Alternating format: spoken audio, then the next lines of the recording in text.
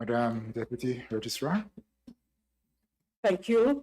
Caribbean Court of Justice, Appellate Jurisdiction, an appeal from the Court of Appeal of Belize, hearing of the appeal and cross appeal in CCJ Appeal BZCV number 3 of 2024 between Controller of Supplies, Minister of Economic Development, Petroleum, Investment and Trade, the Attorney General of Belize, and Gas Tomza Limited, Western Gas Company Limited, Southern Choice Butane doing business as Zeta Gas, and Belize Western Gas Energy Limited. The members of this morning's panel are Mr. Justice Anderson, presiding judge, Madam Justice Rajnath Lee, Mr. Justice Barrow, Mr. Justice Jamadar, and Madam Justice Onanibu. May we have the appearances, please? Thank you. If it pleases Your Honors, the appearances on the appeal and the cross appeal are as they were yesterday. Thank you, Mr. Mendez, and we're about to hear from you as per the schedule. Along those lines, may I indicate that we understand that we'll go until lunchtime. We will have lunch and then come back for the replies after lunch. I hope that is your understanding as well. Well, that certainly was our understanding, but we wish jointly to suggest a different timetable. We will utilize the hour and a half that is allocated to us, and hopefully the additional 20 minutes that were allowed to the appellants yesterday, which would take us to about 11:50. And then the parties were suggesting that at that stage we might take a short break. And then instead of going into lunch, go into the replies, which would mean that we should finish by 1:30, if that is acceptable to Your Honors, instead of breaking and then coming back for the replies in the afternoon. Just one moment. Can we...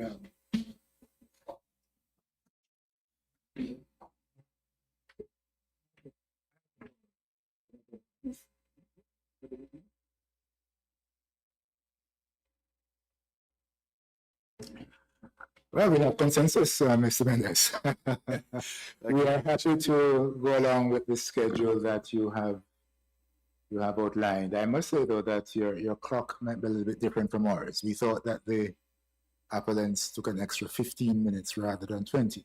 Well, but I noticed that you keep suggesting 20 minutes. I noticed 20, but we won't quibble about it. Okay. And I'm sure you won't need it. Well, I don't know. And before you start, Mr. Mendez, may I, on behalf of the court, welcome the students from the Hugh Wooding Law School. We're glad once again to have this cohort with us. And we welcome in particular our former registrar, Ms. Paula Pierre. Welcome, ma'am. Thank you. Counsel. Thank you very much, Your Honors. I will be dealing with just 3 short points in relation to the property issue before I deal with the equality argument, and then briefly on the remission point, which hopefully that'll take to 1:45 the hour. Then Mr. Smith will take over at that point in time to deal with the remaining right to work and association points. So that's my intended schedule, and hopefully I can stick to it. The 3 points that I wanted to address, first of all, is to deal with the reference that my learned friend, Mr. Fitzgerald, made yesterday to the decision of the High Court of Allahabad in the All UP Stamp Vendors Association case, where you basically say that a business may become unprofitable on account of various factors, etc., listed in factors, but that didn't necessarily give rise to a breach of constitutional rights. Just to make the point that that was not a property case, first of all, and in any event, that was a case in which the Vendors Association was seeking to continue their business of selling paper stamps when the courts had gone to electronic filings, electronic stamps. So there was a clear case in which their method of doing business had become entirely outdated because of technological advances. We say that there is no evidence of that in this case in any event. There's no evidence that gas is not delivered or imported by truck and only by sea. And we don't know whether the reason why it is being imported by sea has anything to do with the US investor who we know nothing about at this point in time.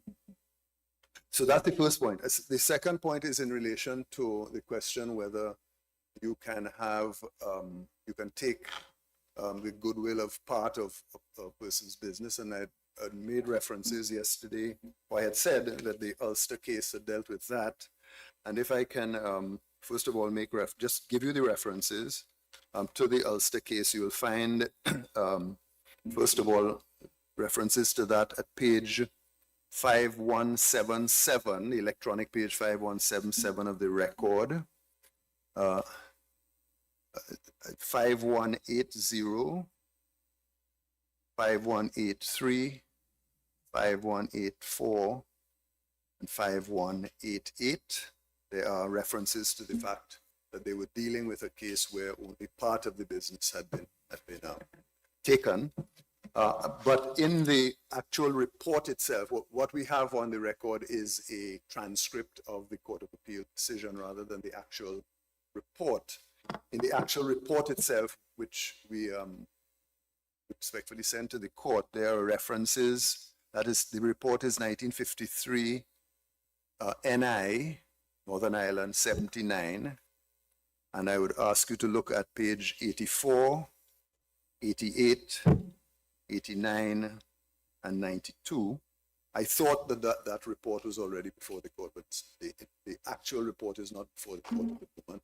Yeah. So to the extent that it's not available to your honors, I don't want to detain you, Mr. Mendez, but in that case, the illustration they gave to support the point that you could disaggregate goodwill was that of somebody selling, a milk and having different areas in which the milk is sold. I thought they gave that as one example of supporting your position that there could be the division of goodwill, so that it is sold off a section of the milk run, so to speak, but kept another section, a geographically separate section, then that is the division of the goodwill that they speak about. Yeah. That might have been an example given, but the actual facts of the case was that the legislation had only affected one part of the business, and it affected it because a monopoly was given to the corporation in relation to that aspect of the business. And so the question did in fact arise directly as to whether there could be an acquisition of a part of your goodwill. And if at page 92 of the report, which I'll provide the court, there's this example that is given, which I would ask you to take note. It's a metaphor, but I think that it is apt. The judge in this case, this is Justice Shield, says, the answer to the suggestion that taking only means a complete taking is the observation of Justice Coran during the argument that if you take off a man's limbs one by one, his only claim, if he had any at all, would be in respect of the last limb removed, for until then he would not be a limbless man. And so if piece by piece this company were to lose all its business, it could claim compensation only when the last piece had gone, and then only for the value of the last piece. So that is an illustration of why it is that, respectfully, that it would not make jurisprudential sense to say that there cannot be taking of a part of your goodwill. Respectfully say that respectfully rely on that in support of our submission that you can. The last point that I wanted to deal with is the question of that has been that we dealt with took up a lot of time yesterday, but I want to deal with it briefly. Is the question whether there can be goodwill in an importation business, and I'm respectfully submitting that that is probably not the question to ask. I prefer to put it this way: and I think Her Honor had put a finger on it yesterday. The goodwill that was developed by the respondents' companies in this case is the goodwill in relation to their wholesaling and retailing of gas. But of course, in order to, and that is manifested by their wholesale customers and their retail customers. But in order to service their wholesale and retail customers, they had to get gas from somewhere. That gas was not available locally, at least not in the quantities that is necessary, and therefore it had to be imported. The effect of preventing them from importing the gas to service their wholesale and retail customers and the vesting of that exclusive right in the NGC is that the goodwill in that aspect of the business dealing with wholesaling, that is to say the wholesale customers, was lost to or taken by the NGC. So the question is not, is there goodwill in an importation business? The question is whether the prohibition against importation or the vesting of the monopoly in importation in NGC resulted in the taking of the goodwill of the respondents' business as it relates to or as it manifested by their wholesale customers. So that is the way that I would like to put the argument, if I may. Okay, there came a point in time when the gas companies could have imported the LPG with the amendment to the act. I didn't. Sorry, I was just saying that there came a point in time when the gas companies could have imported LPG. I'll be subject to conditions. You mean after the amendment? Yes. Yes. Exactly. So the question I want to get at is, are you assuming that we don't go with you on the right to associate, which we'll get to, I'm sure? Yes. Is your case that between those 2 points in time, when there was the institution of the monopoly, yes, and then when the monopoly was done away with, yes, that's the period in time that you suffered the loss? We certainly suffered loss during that period because we didn't have our wholesale customers during that period. But our case is that the monopoly still exists because by imposing impossible or commercially unviable, if that's a word, conditions to enter the market, you in effect maintain the monopoly. And that is the point that we have made. So the monopoly still exists because you have on the face of it, it's written in the act that you are permitted entry, but you really can't enter because it is financially prohibitive, as the evidence indicates, to build the 1.5 million gallon plant, and just simply does not make sense to have us import through the NGC's terminal when that relationship is totally unregulated. And of course, I will develop that point as part of my submission in relation to equality. I understand that ultimately is the submission. I understand you. But so my point then is that if we hold against you on the point of association, yes, then the loss that you're claiming for is time bound between those 2 points in time. Well, no, it continues. We are saying that it certainly is between those 2 points in time, but the loss continues because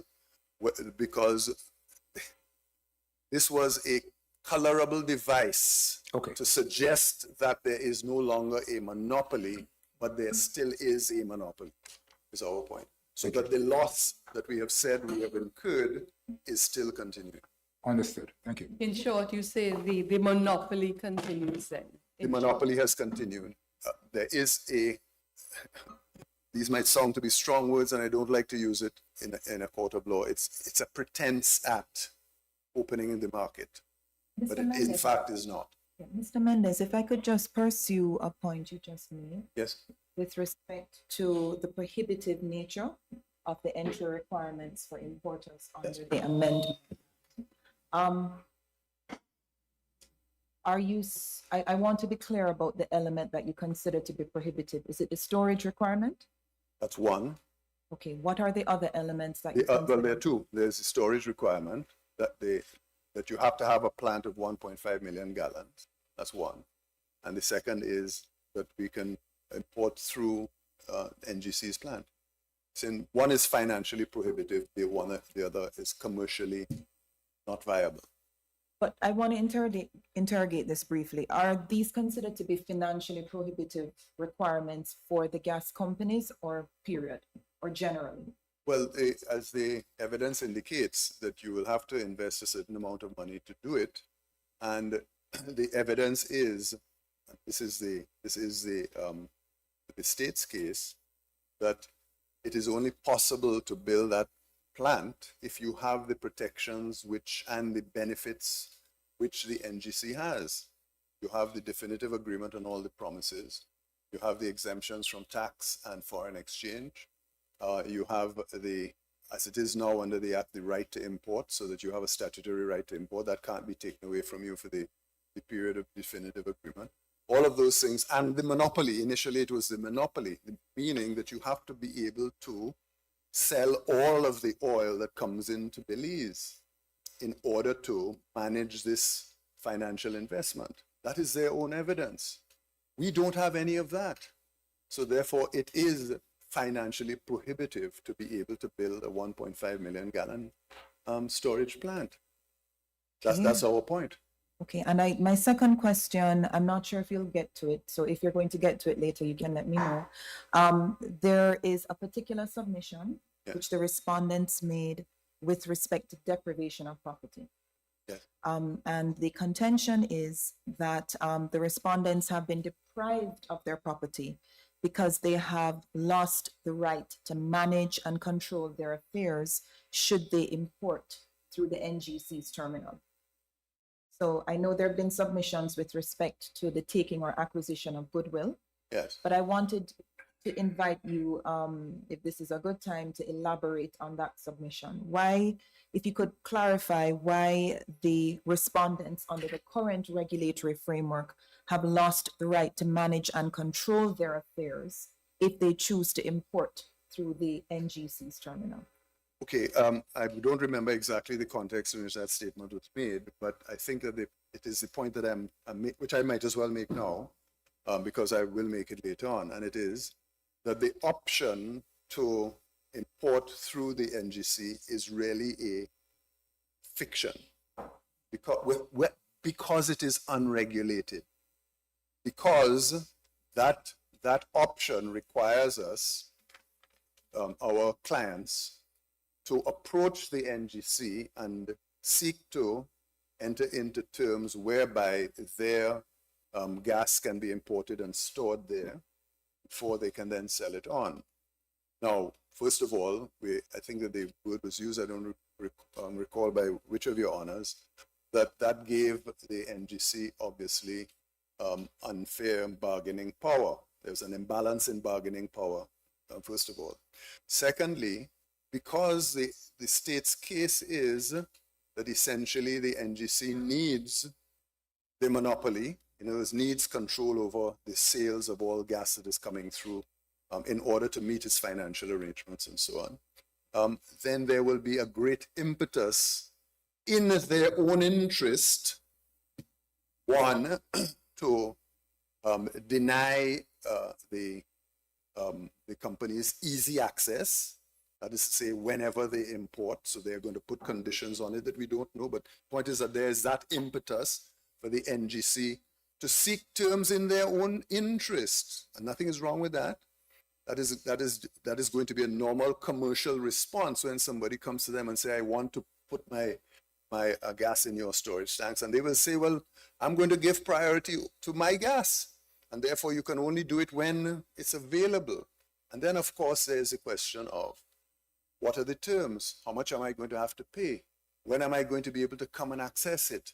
And so on and so on. All of those things will have to be worked out, and it's going to have to be worked out in an unregulated scenario, in circumstances where NGC, quite understandably, are going to seek their own interest because they're also dealing with a potential competitor. Mr. Mendes, I just have one final follow-up point based on something you said. If to make the venture financially feasible, as I understand it, the government needs to ensure a certain volume or traffic through the terminal, would it be logical for them to deny anyone who wants to import gas and have it stored through their terminal, have the facility to do so? Because they would then be foregoing, as I understand it, user fees if they limit the traffic, so to speak, of importation through the terminal, whether that importation is undertaken by them or it is undertaken by another. I'm trying to understand what would be the incentive for the government to deny another party to import through the terminal and store there if the result of doing so, as I understand it, would be to decrease the volume of LPG actually moving through the terminal and therefore reduce their ability to collect user fees, if I'm understanding correctly. Well, first of all, the incentive is that if you allow other persons to import through this facility, then that other person who is importing will then enter back into the wholesale market, and that other entity will then be competing with the NGC in the wholesale market, which they currently have a monopoly over. The consequence of that is that NGC will have less sales.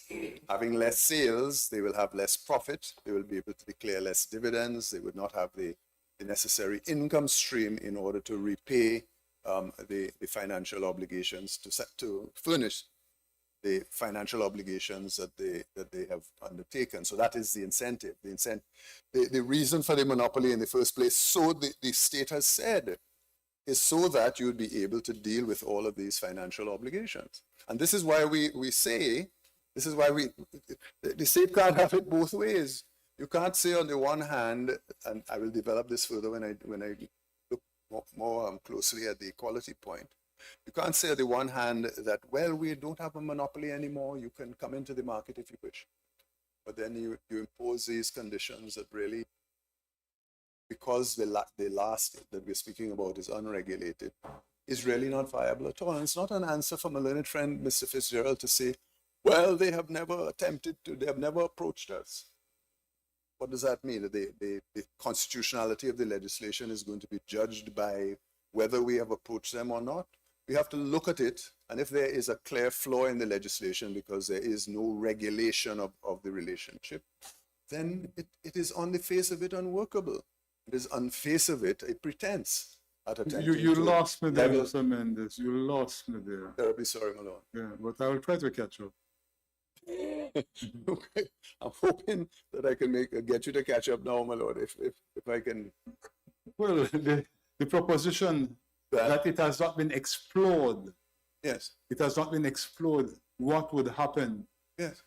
if any of the gas companies decided, okay, hold on, let me find out from NGC and government Yeah, what would be the conditions upon which we would be allowed to use their terminal, yeah. which the law now provides that we can do. What would be the conditions? What the absence of that inquiry, it seems to me, means that you are not fully at large to say that it would be unworkable, that there would be imposed conditions which would be unviable, etc.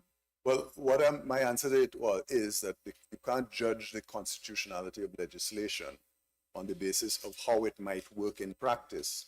But that is what you are doing. Well, You are no, doing it. No, but I'm saying that it is unregulated, and therefore the court will have to apply commercial common sense to assessing this arrangement that is made. But The point is that, Go ahead. importantly, Uh-huh. my learned friend Mr. Fitzgerald has not said that if you came to us, we would allow you this and allow you that and allow you this. He hasn't said that. There's no And then my obligation learned on him friend to do Mr. that. I'm sorry, Malone? There is no obligation on him to do that. Well, then, Your thesis is that what was crafted is unworkable because there would be imposed out of self-protection measures, conditionalities, user ability, which would frustrate the gas companies. That is your thesis. saying without unregulated, there would be nothing in law to control the natural commercial impulses of the NGC. That is what I'm saying. And I'm saying further that my learned friend cannot pray in aid the absence of an approach by us to them without him saying, giving a commitment publicly that if you had come, this is what we would have done. My learned friend, Mr. Courtney, cannot say that the absence of a statutory right to exemptions from taxes and foreign exchange control and so on is to be ignored because all you had to do was to come and ask us without saying that if you did, we are guaranteeing and undertaking to you that you'll be granted the same rights. They can't make that point, I'm saying. We have to look at the law to judge the constitutionality of it. Can I ask I'm sorry, something? Malone. Your Honor.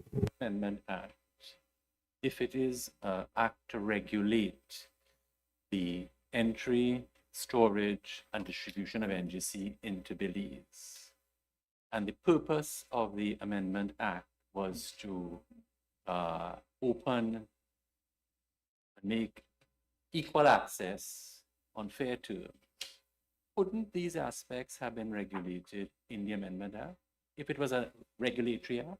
Absolutely. And would that have increased transparency for all players? Absolutely. So, is there an answer as to why, if the intention of the Amendment Act, the amendment, is to bring equality of treatment and fairness to facilitate other users or importers of NGC, as we have been discussing, is there any reason offered as to why regulations, because we've been told over and over and over that this is an act to regulate import, storage, and distribution of NGC into Belize in the best interest of the Belize. Belizeans. And if So what reasons have been offered for, if you are correct, maybe you are not, maybe there has been regulation of all of this and you have not disclosed it to us, but if you are correct and there's non-regulation of this change that the Amendment Act has proposed, are there reasons proffered as to why this piece has been left to free enterprise? could I answer that question, Your Honor, by going the long way around, by making, first of all, these Your time, Mr. Mendel. first of all making these points. Limited. Yes, I know. The route you take is your Yes, I know. I think I'm in good time. The point is this, that the act that is presently before us as amended gives the NGC the right to import and the right to distribute, and only the NGC is given that statutory right. No other player is given a statutory right. Everyone else is required to get a license. That's the first thing. Secondly, the statute grants NGC and no one else tax concessions and foreign exchange control concessions. No one else has had the benefit of a period of 2 years of a monopoly, during the course of which the NGC was able to siphon up scoop up the former customers of the potential applicants under the amended act.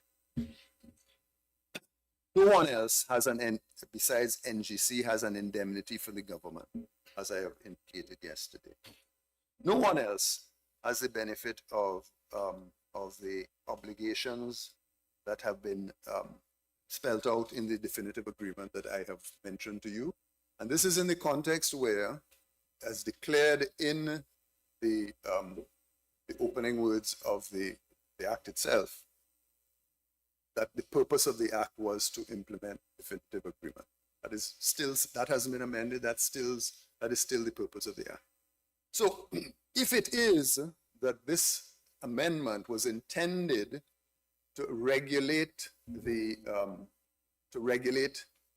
playing field, to level the playing field as it is said. Similar terms should have been offered. Similar other terms should have been offered to everyone else. And you ask the question. You would but- say that would meet an equality of treatment standard. But clearly, because And what is being done here, you've singled out one potential participant in the new regime, as it were, after the amendment, and you have given that participant a leg up. As a matter of fact, you've put your finger on the scale, weighted in favor of that. As a matter of fact, not your finger, your fist, your arm, your legs, everything is on that scale. Forget time is limited. Yes. Yes. So if you ask the question, has there been an explanation given for that? There is an implicit explanation, and is respectfully there are two. The first one is implicit, and it seems to be fairly obvious. It's staring us in the face. It is because you really didn't want anybody to come into the market. You Hence, wanted the to first act before the amendment created an absolute monopoly. That's correct. And it continues this monopoly because you've made it impossible for anybody to come into the market.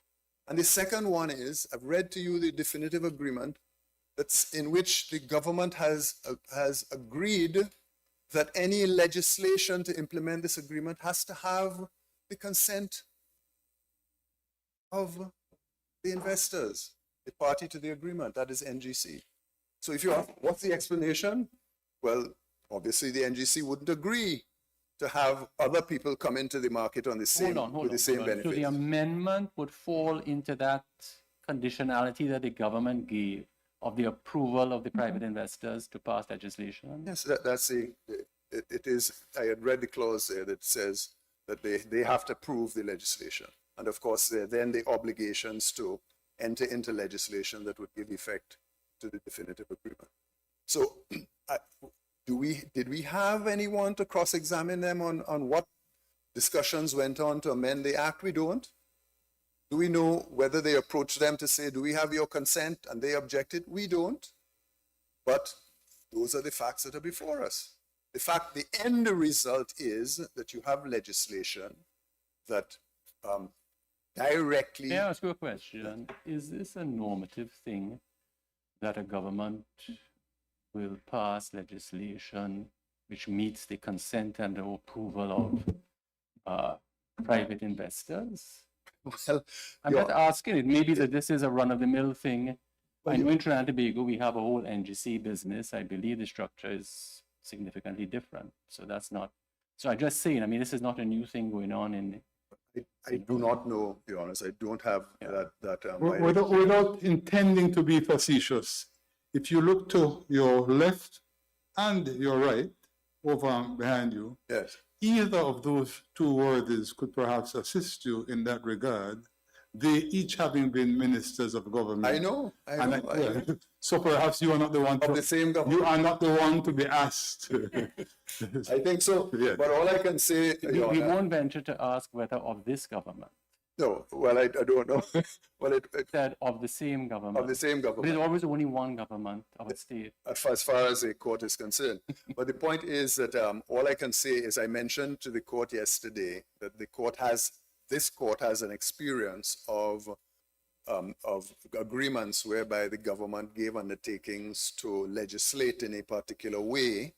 That is the Belize Bank case in which the court said that would have been an unlawful obligation undertaken by the government. So you do have experience of the government of Belize entering into this type of arrangements. Whether there are other agreements when they say that we have to get the consent of the parties, I can't say. As you said, my learned friends are probably in a better position. So the point that that is my equality argument in a nutshell, that the legislation itself has discriminated between the potential applicants to import by treating the NGC preferentially. There is a debate between the parties, and of course, as to whether Justice Balkan's interpretation or reconciliation of Section 6 and Section 16.1 is correct. Neither party is supporting his interpretation. My learned friends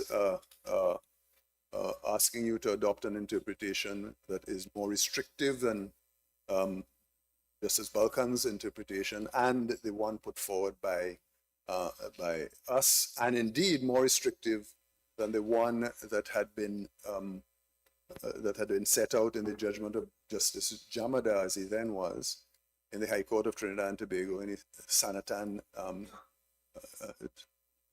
Sanatan case, which was referred to with approval by the Privy Council in the Webster case, which essentially requires, even where the ground of discrimination is not a personal characteristic, but nevertheless requires the application of a proportionality test. I'm relying on our written submissions on the question of the appropriate test, and I'm saying that there is no rational justification in this case for the discrimination, the rank out and out discrimination that is apparent on the face of the legislation. So which test do you propose? The Webster test? The Webster test for the Section 6.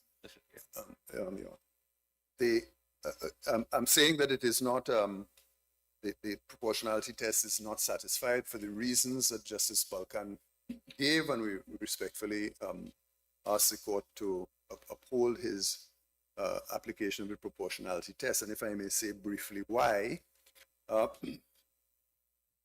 it is said that all of these measures are necessary in order to achieve health and safety considerations, smuggling, price stability, storage capacity. I forget. But the point is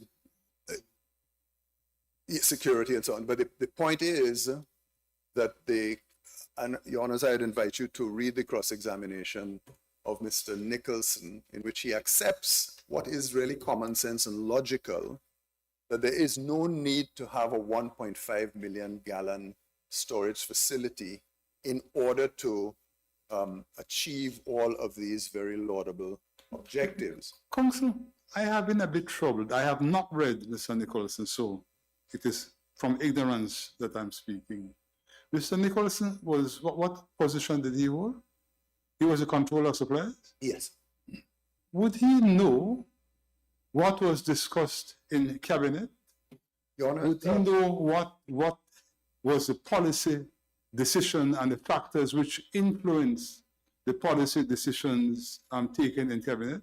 And it's a neutral question, I ask. No, he answered it because I was also interested to know that. Okay, the answer to that question. And I asked him, and he said he had no directions from anybody in the legislature, and he had no directions from anybody in the government to put forward these things. Okay. But nevertheless, what he has said has been adopted by my learned friends, and the rationale that he has given has been adopted, and of course it is in the title. Sorry. But exactly, It's a long title. So this doesn't come from him, this comes from the legislation itself. Certainly, but I'm saying that as evidentially, it's a matter of evidence, whether you need a 1.5 million gallon foot storage facility to achieve the things that the legislation attempts to achieve, you have evidence before the court. And I'm saying even without that evidence, if you wish to discount Mr. Nicholson, who the state put forward to defend their case. If you wish to discount his evidence, then I'm saying rely on common sense. There's nothing in common sense that would dictate that you need 1.5 million gallon storage in order to achieve all of these goals, because you could achieve all of them with a smaller storage facility. I confess that again you have lost me. Yes. Yes, I'm a bit lost there as well, I must confess. Because one of the objectives I thought was energy security. Yes. And the idea was that if you had a terminal of a particular size, that would be relevant to the question of ensuring the availability of energy for, you know, a particular period of time. I believe we spoke about this yesterday, a month or so. Yes. So isn't the size relevant to some of the objectives of the statute? One, and two, is this where the issue of deference might come in? Should we defer to the legislatures in terms of a decision on the size of the terminal that they consider appropriate for the needs of the people of Belize? Well, first of all, Your Honors, unfortunately, we have to rely on the evidence of the party that the state put forward to deal with this point, but we respectfully submit in any event that common sense would dictate that there's nothing which would suggest that you have to take as at face value the position that the government has put forward, and I will say why. First of all, can I just clarify something? Yes. For my purposes, the justification was for the establishment of in the long title, for energy security, for the Yes. establishment of the first facility. Yes. Let's call it that. Yeah. Are you talking about the first facility or competitive facility? but this is what I'm getting at. I'm saying in the first place, if we are saying that the conditionality for entry, that is that you have your own 1.5 million gallon tank, No, of who?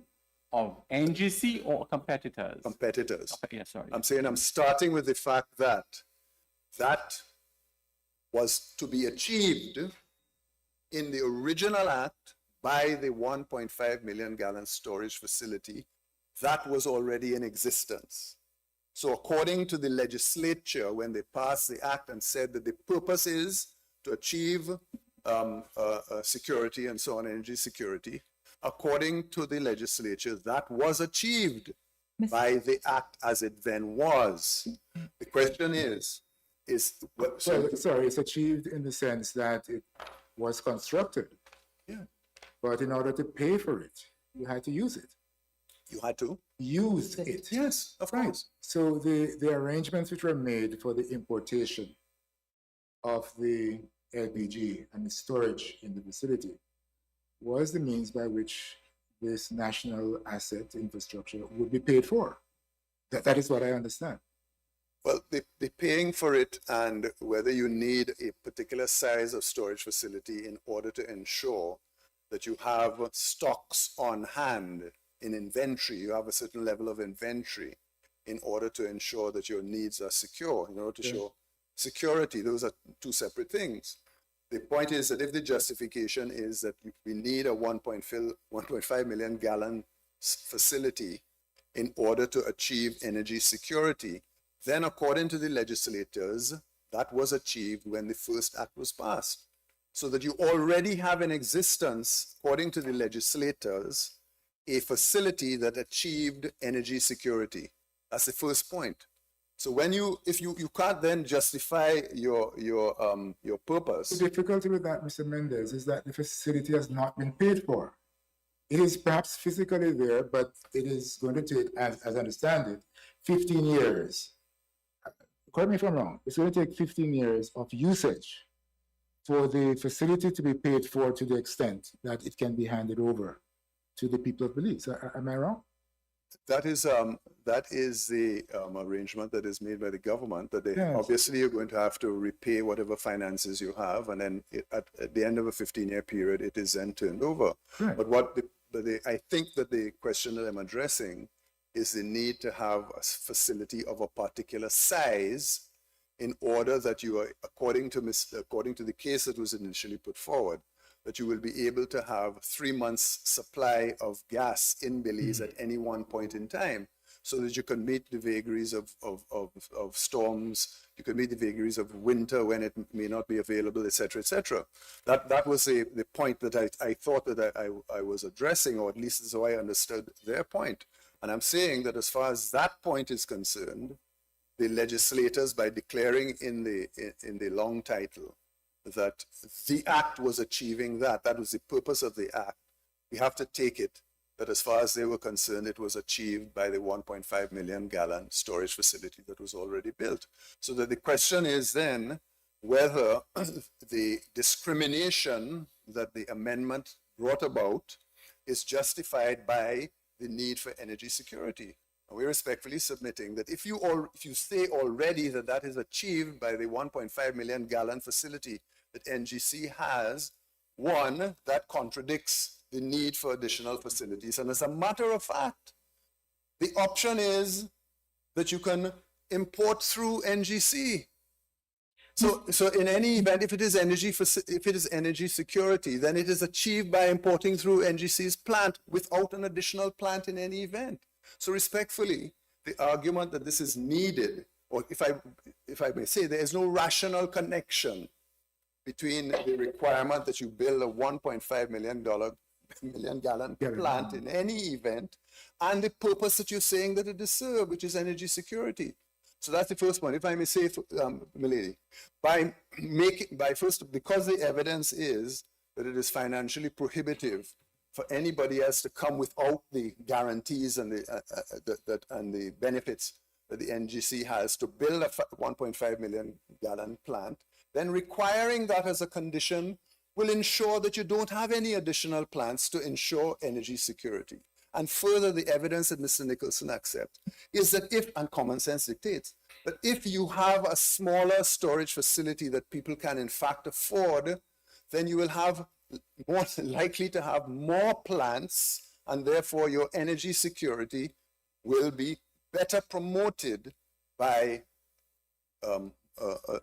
having a smaller storage facility. So we respectfully submit that there is no rational connection between this requirement, 1.5 million gallon, and the goal that is to be achieved in order to justify the discrimination that is wrought by the act. Mr. Mendez, I really wanted to explore something which I think goes to the heart of this question of deference.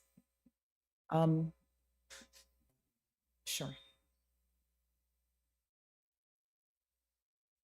I think it goes to the heart of deference, which doesn't mean that the court, of course, doesn't in any event or in any way scrutinize the measure before it, or which has the constitutionality of which has been challenged. But what strikes me is that the court is essentially being asked to essentially determine if the right policy choice was made by the government. No, in the sense of the court, as I understand it, has to assess whether it was rational for the government to choose a 1.5 million storage requirement when the amendment was made, because as I understand it, it is the 1.5 million storage requirement in the amendment, which is the focus of the challenge, as I understand it. Mm-hmm.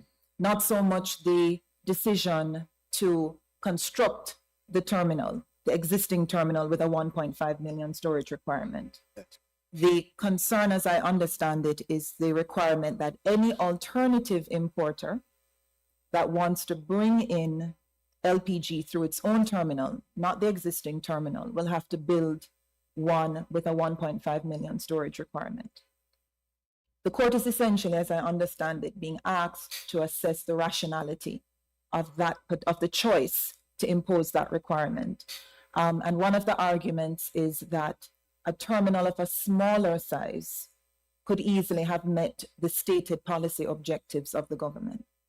But if an important policy objective would be to ensure that within a particular period of time, the cost of financing the existing terminal could be repaid, how would that be achieved, as I understand it, if an alternative or an additional terminal could be constructed of a much smaller capacity, resulting in lower user fees being charged. That, as I understand it, would mean that much of the traffic that would have to be channeled through the existing terminal might end up being channeled through the alternative terminal, thereby hindering the ability of the existing terminal and its use and the volume of LPG that goes through it to pay for it. In other words, is there something irrational about the state structuring legislative requirements to ensure that an asset which eventually will be owned by the state and which was constructed using primarily private investment can actually be repaid? Mr. Mendes, before you answer that, I just want to add on so you can answer both. Certainly. Would it therefore, following up on what has been asked of you, is it that the amendment is more rational because it says you can't build something less than 1.5 because it'll undermine repayment, which is rational, but you can build something comparable of 1.5, but that will not. How does that jive with this financial repayment thing? So just cover both, because I the appreciate Act does have a 1.5 as a rational response to it. It intends, it is saying, we have a 1.5, financial repayment in 20 years is necessary, but you can go ahead and build a 1.5. Yes. And that won't be a problem for us. Yes. So, Your Honor, it depends on the question that I'm seeking to answer. If the question I'm seeking to answer is whether the requirement achieves energy security, that is to say, a buffer, an inventory buffer, so that you have enough gas, come what may. If that is the question that I'm answering, then it really has nothing to do with the financing of the existing facility. If the question is, what is it? Is the discrimination rationally connected to the policy of establishing a state-owned, ultimately, a state-owned facility, then that is a separate question.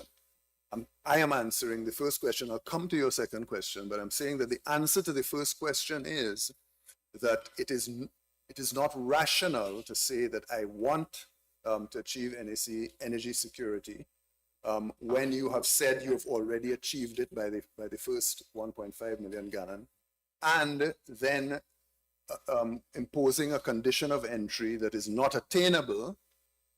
In other words, you're not going to achieve it. You're not going to achieve further energy security if no one else enters the market.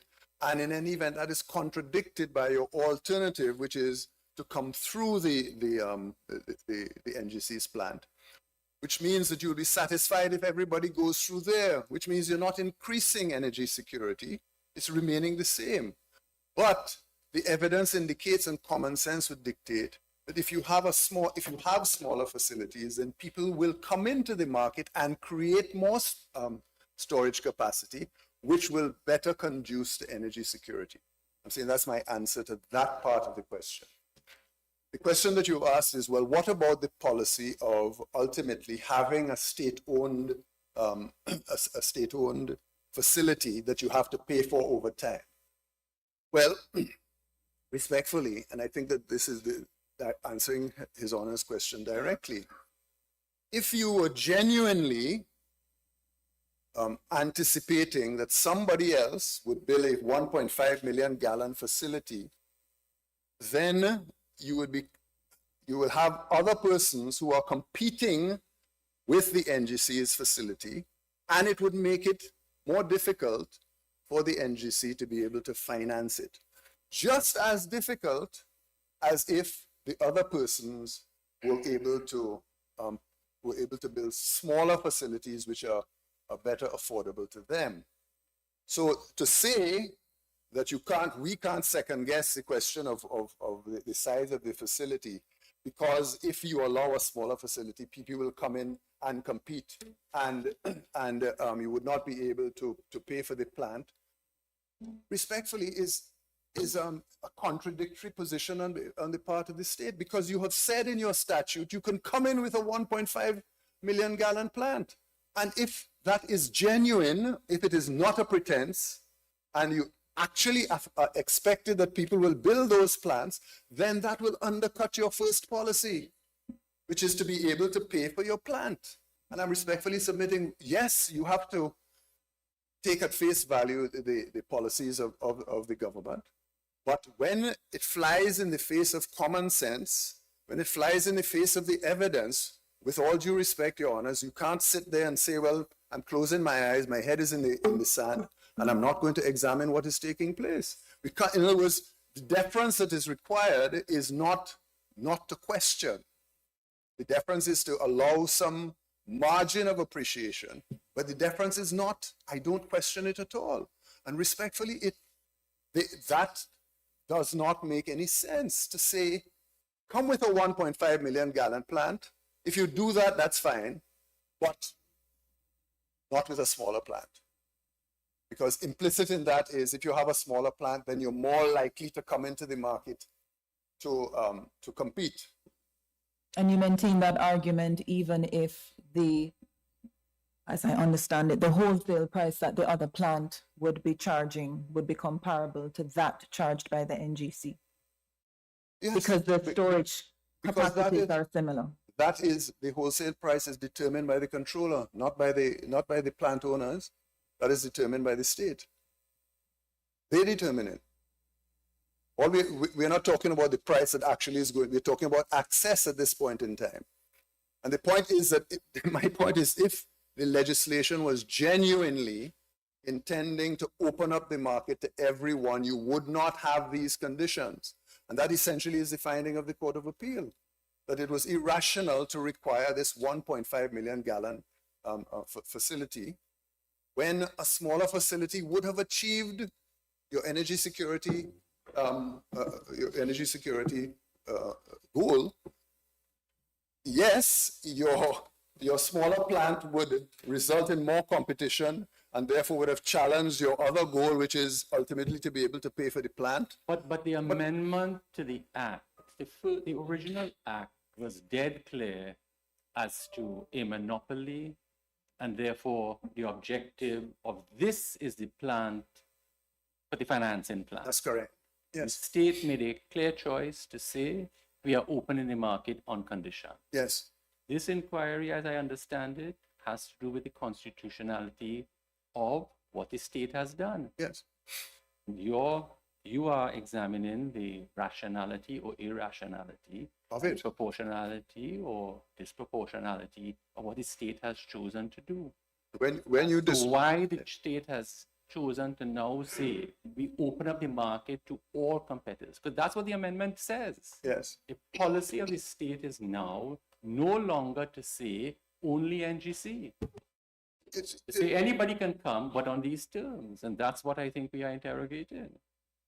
Your Honor, if I may, I started off, if you recall yesterday, by making the point that the court cannot or ought not, in any event, to question the government's policy of establishing a big plant, and that is controlled by the government, because for all of the reasons that they have given, and of course you have to pay for it. One of the price for doing that is to compensate those persons whose property that you have taken away in order to achieve that goal. I think, Mr. Mendes, that you were very kind as well in fact allowing that had the government allowed some of the existing importers to participate in that project, then the complaints that they presently have would perhaps not arise. It may not have arisen at all. Right. So the question is that it is not The construction of that size plant at all Yeah. that is at issue. It is who owns it and what benefits it confers to whom at the cost of whom. and whose property you took away in order to achieve it. That's the point. Yeah. And the point is that I'm saying that the Constitution allows, subject again to the breaches of other rights, but the Constitution allows the government to do what they are doing, even if it means taking away property. Well, But in it order to allows do you- that- the Constitution says you can take, But but you must pay. pay. That's it. Yeah. That's So what- that- that's all I'm So that saying. the policy to take is not unconstitutional. No, The condition, if you choose to take, is you pay. that's basically what it is. And you have to provide in the act for the conditions for the taking. But if you don't think that you're taking, then you would not legislate for payment of compensation. Obviously, but then the Right. consequence is that you come to the court and the court will tell you, I'm sorry, you've got to come again. But then, Because Mr. the Mendes, legislation let- let- let- unconstitutional. we- Yes. we are at a point here where I think you can be of great help to me. The notion that what was taken was essentially the wholesale market. Yes. I've gone over your submissions again, and what emerges, and this is where I seek your guidance, what emerges is that the historical companies, the respondents, they are being affected by the ability to charge a markup on the price at which they themselves buy from NGC. Is that correct? Well, Your Honor, Your thesis throughout, and it's repeated about 3 times, yes, is that our problem is that, yes, we can access from NGC, but for us to buy from NGC in place of from our historical source, we have to buy at NGC's price, which is set for us, and the markup that we can charge is the same markup that NGC can charge, which is to say there is a ceiling on the markup. So, that's not my case, Your that's Honor. not correct? No, So, what is that fact? that is that the way you have described it is not what we are trying to get at. No, I know that's not exactly what I want to get at, and I want to know if I have it correct before I go off on some frolic. No, Your Honor, No. respectfully. Okay. Our case is this. Because NGC has had the monopoly, and we say continues to have the Right. monopoly because of the impossible conditions Mhm. on the importation and therefore the wholesaling up to certain levels of the gas, it means that our erstwhile customers are naturally going to go to the NGC to get their wholesale gas, because it makes no sense for us to purchase from the NGC and then sell to our wholesale customers, because we will have to do it at a markup to make any sense. So therefore, logically, what would happen in that scenario, if I may, logically what would happen in that scenario is that the erstwhile customers would go to the NGC directly so that they don't have to pay whatever markup we would have to charge. We say all of that just to indicate that the effect of the legislation is, and we respectfully submit you judge the intent by the effect of the legislation is that our erstwhile customers would go to the NGC, and in fact, that was what happened. Fine. We And lost the customer. but this is what engages me and where I need you to save me from error. Your erstwhile customers can buy from NGC and from you at the same price, because none of you can sell at a price greater than what the regulations say a gas supplier can sell at, correct? So if you're asking me the separate question, if we buy from the NGC and then we wholesale, if we are prohibited from putting a markup on it, Yes. I'm being told, I guess, yes. Yeah, I'm telling you, it's in your submission. But then- So take it from me as a yes. Yes, in which case it doesn't make any sense, therefore, for our customers to. So it, and this is, like I said, where I need rescue. Yes. So what I am left with is that your, the bane of the situation for you is that because there is price control, you cannot buy from NGC at, let's say, $10 and sell to your erstwhile customers at $15 because you provide a better quality of delivery. You have the custom of the goodwill etc., etc. You can't do that. And to follow on from Justice Barrow's point, that is why I asked yesterday when we were on the issue of goodwill, because that was my understanding of what the effect of the regulated wholesale price was. If you have been in business for 30 years and you have built up a customer base, as amongst other things, a wholesaler of gas, Yes.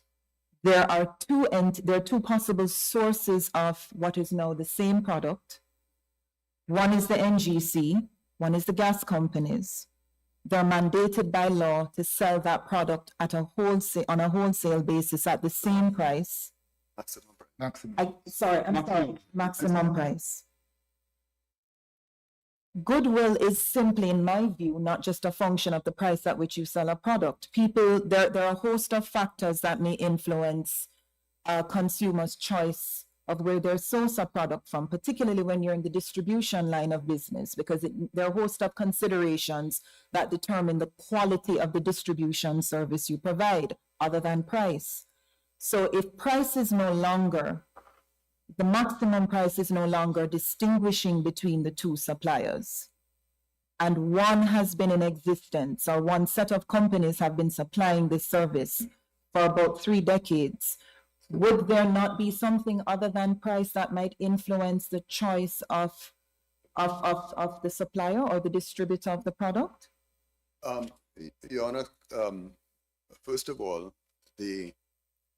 our case is, Yes. just to be clear, Yes. that by giving the NGC the exclusive right to import and therefore to wholesale, it meant that they would be wholesaling at the same price, at one price. It meant that they will obviously be wholesaling at a price that suits them, that would have their necessary markup, etc., including all of the factors that are required to be taken into account, including, of course, the dividends that are paid to their shareholders, as pointed out yesterday. It means that we cannot sell at a price below that.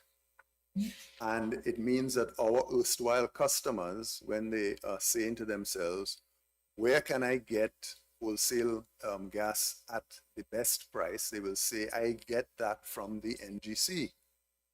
The consequence of that commercial reality, therefore, we say, and the facts indicate, is that our erstwhile customers have gone to the NGC. We say that that is a natural and probable result of the legislation that was passed. That is our simple case. Well, Mr. Mendez, I remember reading submissions at an earlier stage of the proceedings where, as I said, there were 2 lines of business described by the gas companies. What was described as import business and what was described as distribution. Let's take the act of importation out of the equation.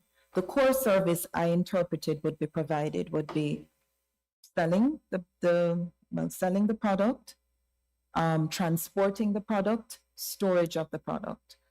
Those activities comprise a good portion of what the gas companies, as I understand it, do. So I'm wondering, is the goodwill of the gas companies not constituted by more than simply the price at which they sell the product? Your Honor, it will be a combination of factors, including the service that is provided. But at the end of the day, over 30 years, whatever it is that has resulted in the goodwill that they had it, and it is manifested in the customers that they had. That is basically our case. Our case is that those customers, as a consequence of what I've just described, and I won't repeat it, the consequence of the legislation is, as accepted by Mr. Wade, that those customers have now gone to the NGC, and I've just explained why it would make commercial sense for them to do that. Sorry, you said that their customers have gone, but it's 45%.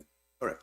The wholesale. The wholesale. Right. Yeah. Yeah. Mr. Mendez, I wanted to Wholesale. ask you to put something else in the mix, and that is the impact of the original act Yes. on the wholesale business, But because that's I it. think that is. That was the impact of the original act was, as I have described, and I wouldn't want to repeat it again.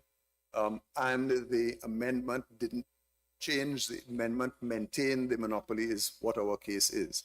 So that has But I continued, don't that think you should expropriation pass- has I don't think you continued. should pass over the question that easily, because part of what I think our sister is asking you is, the original act remained operative for how long? Yes. For how long? 2 years, For 2 both years. years. So in those, the gas companies have a wholesale business. Yes. For a 2-year period, what were their customers' options? They're former customers. Well, The whole- when the act came into place, they had customers. Yes, the wholesale customers, their options were, well, where am I going to get my wholesale gas from? I'm going to get it from the cheapest source. If I go to the respondents, and obviously what are they going to do? They're going to collect it and deliver it to us without cost? No, no, If they- under the original act, could your clients have delivered? They could have picked it up and did what they wanted to do. They could deliver it, but if, from our client's point of view, we're going to have to, there's an expense for delivery. So it wouldn't make any sense for us to do that. And in any event, the former clients, as I say, looking to get the best price, would not come to us because there may be some markup for transportation. They would go directly to the NGC Because it's wholesale. because it's wholesale, and that is that is exactly what they did, and that was the intention. The intention was that they they corner the market. So that if that happened with the intention of the original act to create this monopoly, Yes, then 2 years later, when you open up the market, if the original act created that loss of 45% loss of Yes. business, wholesale business, then is that in itself a disadvantage, having already lost the wholesale business? to us. Yes. Yes, of course, because so I'm saying that when the new act supposedly leveling the playing field didn't do it at all, because the NGC, as of the amendment, started off with that continuing advantage. I know there were Let's some continue. applications, Mr. Mendez, for injunctive relief with the passage of the original act. Yes, Do we know if that bore fruit? Was there any? I was not involved at that stage, and it did not bear fruit. I think it went to the court of. Yes, Okay. Mr. Marshall was involved, so I'm not familiar with The that. operation of the length of time would have been the entirety of the Yes, between the passage of the original and the amendment. Mr. Mendes, not only have you exceeded the Yes, time I of your innings, yes. but you have as well, I think, eaten away at your friend. I know, Your Honors, but I I'm believe sorry. I put it this way. I'm sorry I took so long in answering your questions. there's at least one more question for you, Mr. Mendez. Yes. Yeah, it's just a question following on from the Court of Appeal judgment, Yes. Mr. Mendez. Just quickly on the 1.5 million storage requirement. The effect of the Court of Appeal judgment is to effect an amendment to the act Yes. to remove that requirement. Yes, sir. I just want confirmation, is that the outcome you would want to secure from the proceedings to ensure that that requirement is no longer a feature of the act? Well, that is what the Court of Appeal did. We would certainly want. We haven't appealed against that part of it, certainly. But if you ask me, generally speaking, obviously we'd want more than that. But Yeah. The reason That's I'm what we are. asking is, again, if we go back to rationality, yes, as I understand it, not having that requirement, meaning any storage capacity requirement in the act, it would seem it would undermine the objective of ensuring that there would be the volume of traffic through the existing terminal to facilitate repayment, because there would be presumably the possibility of a very small terminal being built, charging very low fees, which would then divert traffic. So I was just seeking clarity as to the perspective on whether the act should have no storage requirement at all, or, but if that's for the legislature to decide. But of course, it would not be for the judiciary to decide what would be the limit of storage capacity. But to the extent that that is where the Court of Appeal found the offense existed, that was the logical solution to strike out that part of it. What happens heretofore is, well, we wait to see. Thank you. Mr. Mendes, who is doing remedies on your side? Yes. Who is doing remedies on your side? Well, I was supposed to be doing it, Your Because- I will very quickly, I have to say very It quickly. is a question of a suspended order. Yes. In other words, so we know what the Court of Appeal did, but if there is a finding of, not the taking and compensation part, Yes. if there's a finding of unconstitutionality and adjustment should be made, is this a matter which should be, the suspended order where we don't impose a striking out or a reading down, but allow the legislature an opportunity to reconsider in light of the opinion of the court, because they may have a better sense of exactly what we're speaking about. Well, Your Honors, there is of course a lot of learning, particularly in the Canadian jurisdiction, that the court can suspend its declaration of invalidity in order to allow the government to. No, make I know, adjustments I am in accordance aware of with- that. I'm asking you, I just ask who's doing remedies. I'm asking you whether as an option to what the Court of Appeal did, which was Yes. a strike, Yes. whether a suspended order in some form or fashion in this area is would be bearing in mind the relationship between the different branches and all of that. I don't want to rehearse that, time is running, but I'm just asking, do you think a suspended order would be more appropriate? What I would say, I'm saying that the courts have accepted the power to do that. But what I would respectfully suggest is that if the court finds that any of the agrees with the Court of Appeal in part or in whole, as the case may be, and concludes that there is a breach of a constitutional right, that maybe at that stage the parties can be asked to address the question whether a suspended order might be the appropriate thing, because it is only in the context in which the question is being asked, if I may suggest that. But on the question of remedies, I really have run out of time. I just want to make two very quick points. That as far as the remission is concerned, we rely on the authorities that we have said, and we rely on the good sense of the court to do what is just in the circumstances. But I just wish to make this this further point, that to the extent that the complaint is that well, first of all, the complaint that there was no pleading is just simply wrong, because the rules say that as far as your particularization of your claim for damages is to be in your affidavits, and whether it is done imperfectly or not, it was pleaded in the affidavits.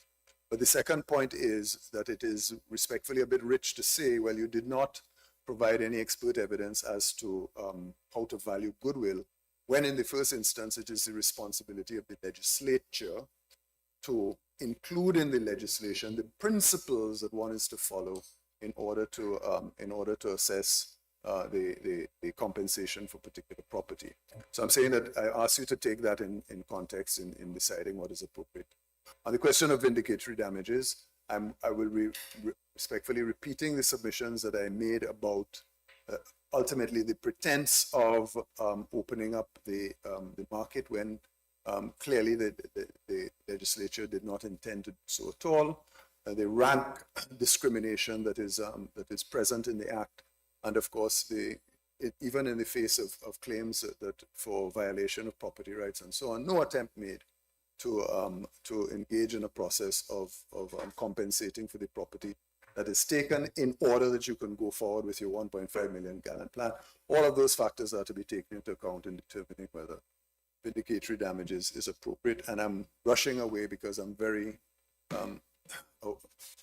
concerned that my learned friend, Mr. Smith, is not going to be able comprehensively to present two important aspects of our case. And I apologize to him in advance for taking up a significant portion of his time. Thank you, Councillor. Perhaps we should apologize for detaining you so long with our questions. Not at all, Your Honors. I think that this is what should be happening. We should be engaging in a conversation. I agree with you. The problem is that the time periods that we obviously have to work with, because the judicial time is limited. Thank you, Council. Thank you. May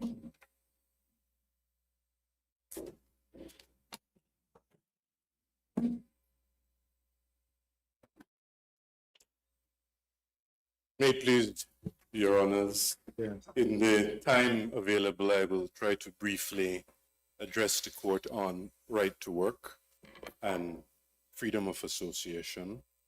To get right into it, the appellants challenge the finding of the Court of Appeal on essentially 5 grounds, five points they make, and I'll try to flag those up and address them succinctly. On the first point, they say that the scope of the right does not encompass companies. It's limited to human beings. Secondly, they say, but there is no breach of your right to work in importation business because you had no importation business. Thirdly, they say, but you can't complain because you are carrying on work right now. You are retailing in the business. Your right to work has not been affected. They raise the point about profit that that you can't really be claiming right to profit as loss of the right to work. And finally, the catch-all at the end, they say, but in any event, it is covered by the 5 public interest requirements. On the first point then, whether it's wide enough to cover companies, Justice Bulkin at the Court of Appeal expressed surprise that the issue should have been raised because he thought that as long ago as Antigua times, that matter had been foreclosed with the finding by that court that in fact the rights pertain to, in modern times, rights goes beyond humans and can apply to juristic persons, to corporations, companies.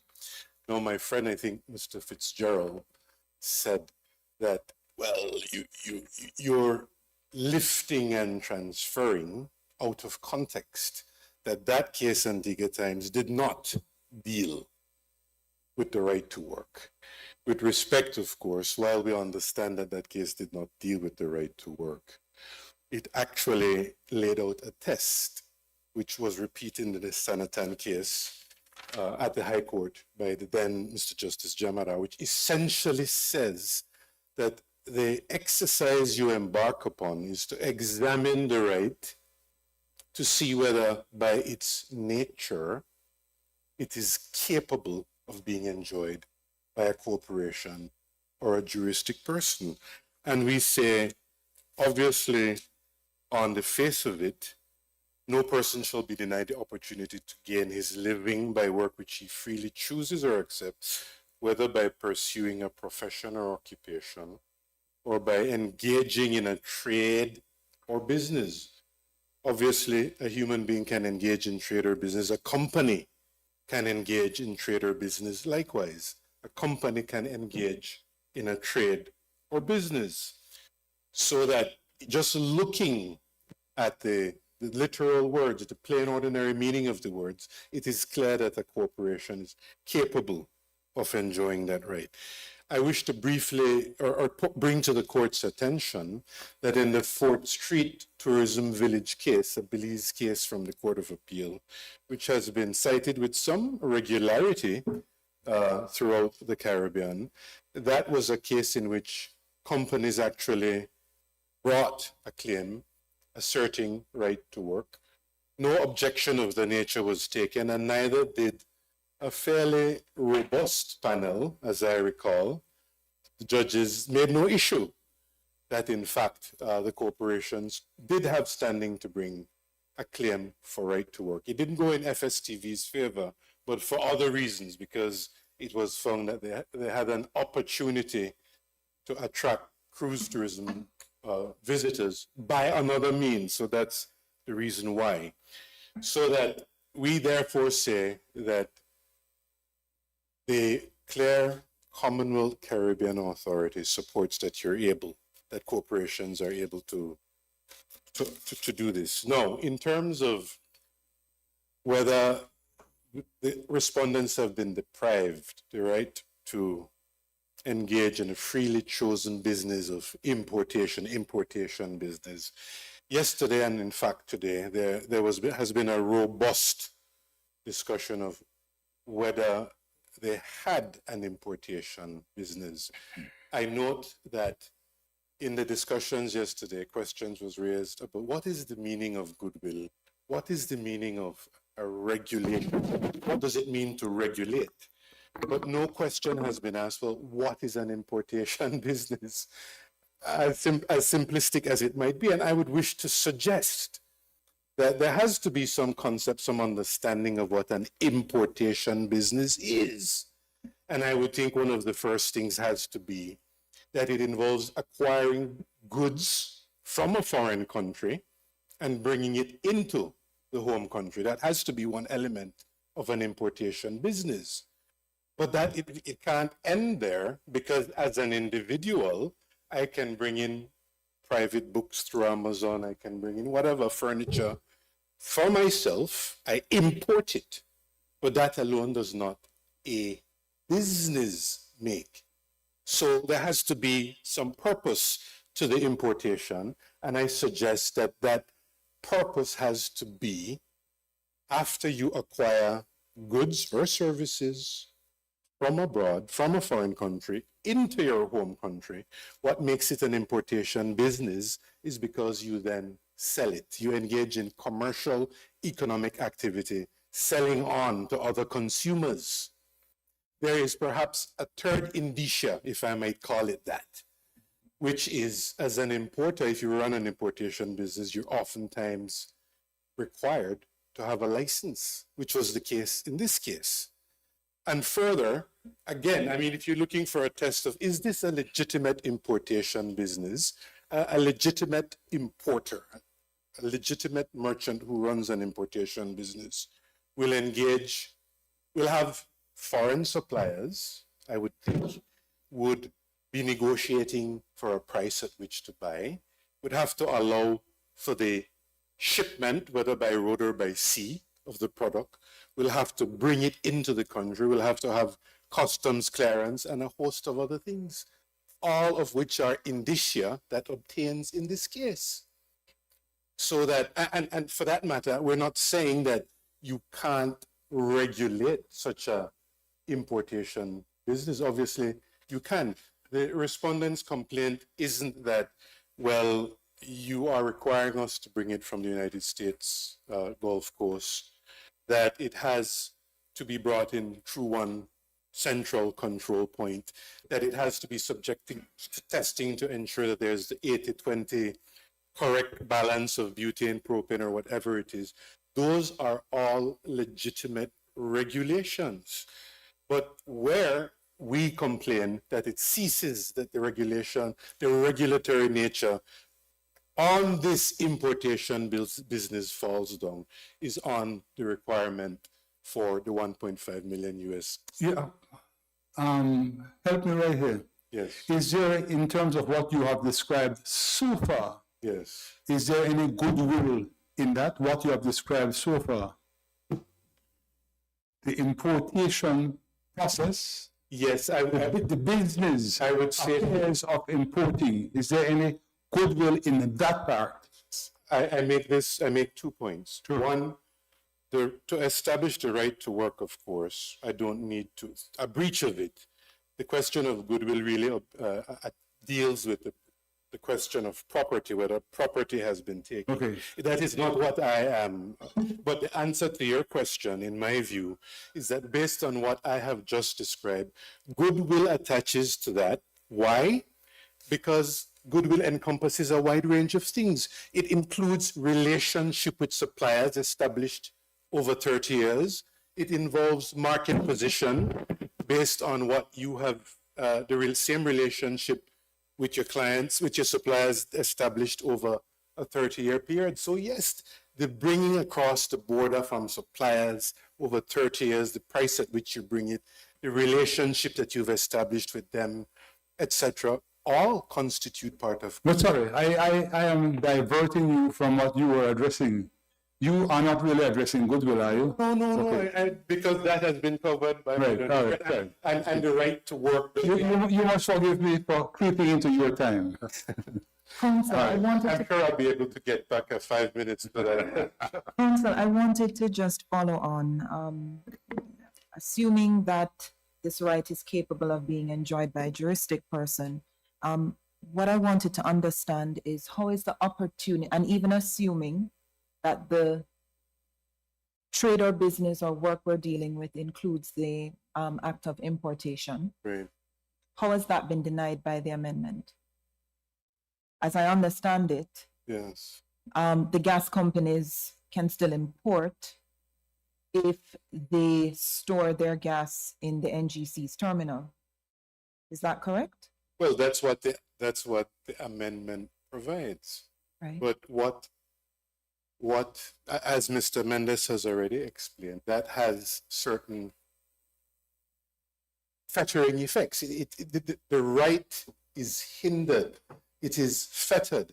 What the Constitution guarantees to the respondents is that you have unfettered, unhindered right to engage in a trade or business that you freely choose.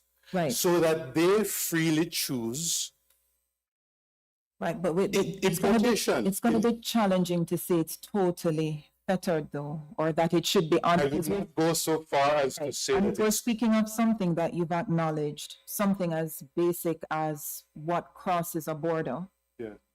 Either way, I understand the respondents to be acknowledging the right of the state to regulate that activity. So I know that's not what you're submitting, but I'm trying to understand, even if we consider that there was something called an importation business that was focused on the act of importing. As I said, my reading of the submissions before by the respondents was that what was described as the importation business went beyond the act of importing.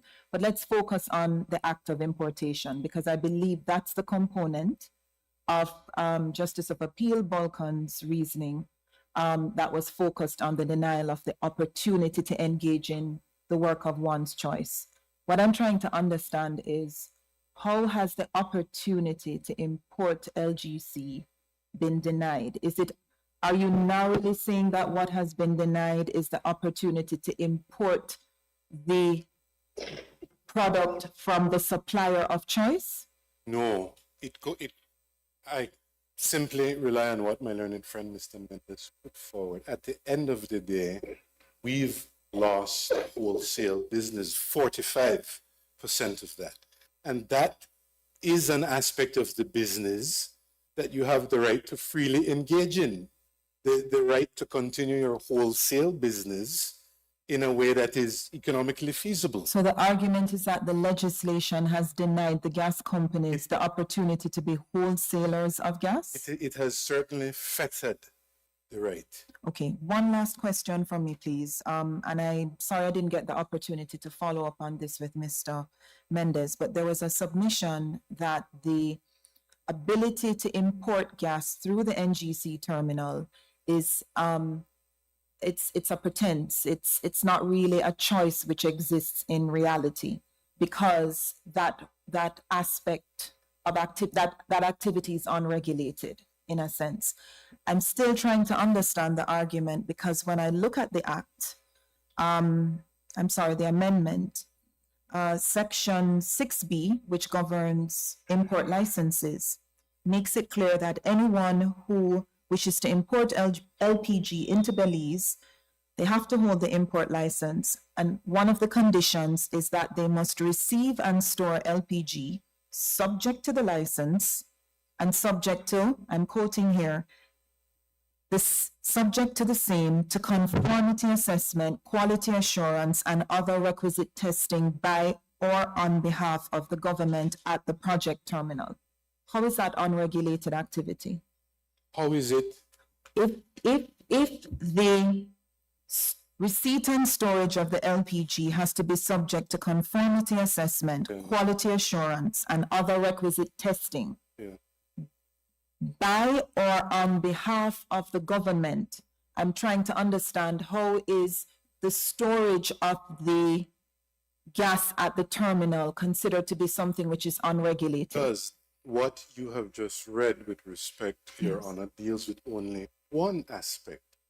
There is the entire commercial aspect that is unregulated. So therefore, we have no understanding or knowledge. There's nothing in the regulations that says whether on what grounds could NGC refuse to accept passage through their terminal. How much notice do you have to give? How long do you have to store it? How quickly do you have are you required to move it through before they say, you know what, you're taking up space. We need you to move this at a faster rate. We're going to tax you or charge you an extra storage fee. That's what we mean by it's unregulated. There are too many unmentionables and unknowns, too many variables. If that was what the government intended and was sincere about it, a schedule could have been set up, just as they did for the methodology and pricing, to say exactly on what terms and how it would work if it was a legitimate attempt to get the respondents to have access to the market.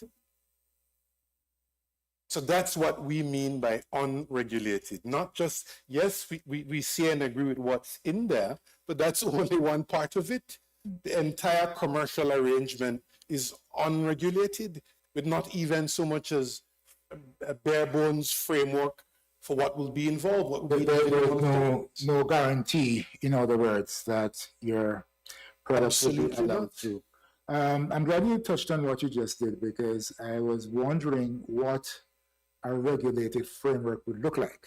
A regulated Framework would look like. And I think you began to describe that. You're saying that those particulars could be contained, for example, in a schedule to the Yes. legislation. Yeah. Sorry, I'm not. I was wondering what a regulated framework would look like. And I think you began to sketch what that could look like, and it could be contained in a schedule to the staff. Yeah, I mentioned some of that. Yes, For instance, there are lots of things that would have to be worked out. NGC has their own business going. They have LPG passing through. So there would have to be requirements about how much notice do you need to give, Yes, okay. etc. How long at what rate must I pass it through to make space for others? How long can I store it there without moving it before NGC says, come on, we're gonna add on some storage fees here. A whole host of unknowns. And you're saying that the opportunity or the possibility of your going to NGC to inquire, negotiate, arrange those terms is not the kind of opportunity that was being spoken of in the 4th Street case.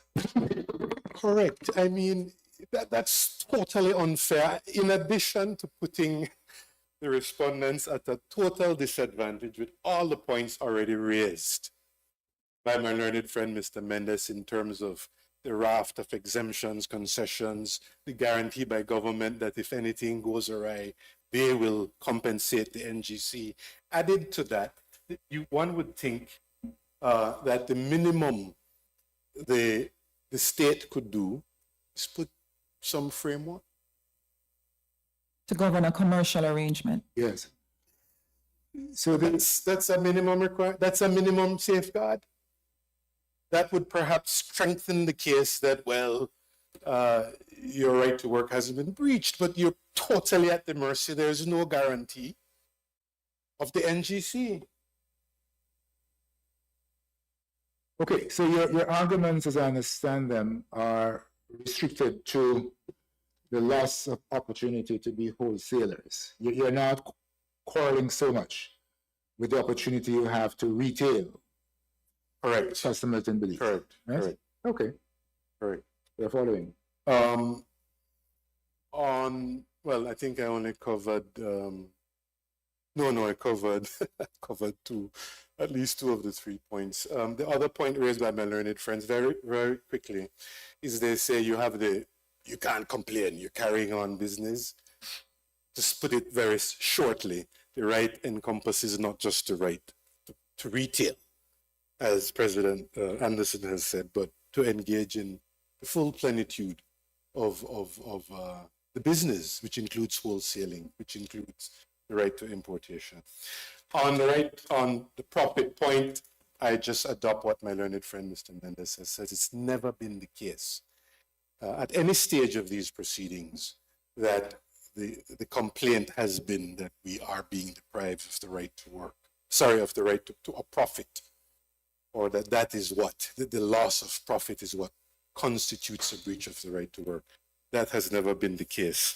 In relation to the last point that they say, well, the public interest points are covered.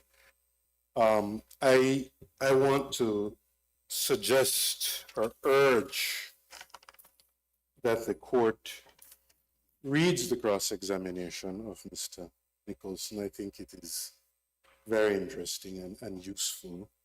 My learned friend said yesterday that Justice Bulkan accepted the five stated public interest objectives that they were.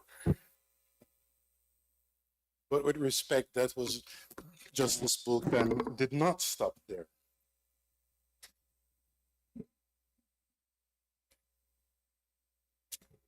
If I may just very quickly, he says, this is page 47 of the record at paragraph 105 of his judgment. And I think it would be of some benefit to the court, if I may respectfully say, that paragraphs 105 through about 110 be carefully scrutinized. But for my purposes, in relation to the stated public interest objectives, what Justice Bulkan said was this: each of these reasons is undoubtedly in the public interest and would satisfy the police power in exception in so far as they can be said to promote either public health, public safety, public order. But it is necessary to ask whether those are in fact the goals sought to be achieved. And if so, whether the measures in question can properly achieve them or do so in a reasonable manner without excessively impacting upon the claimant's right to work. And then he goes through it and shows how each of the reasons advanced by Mr. Nicholson lacked any basis.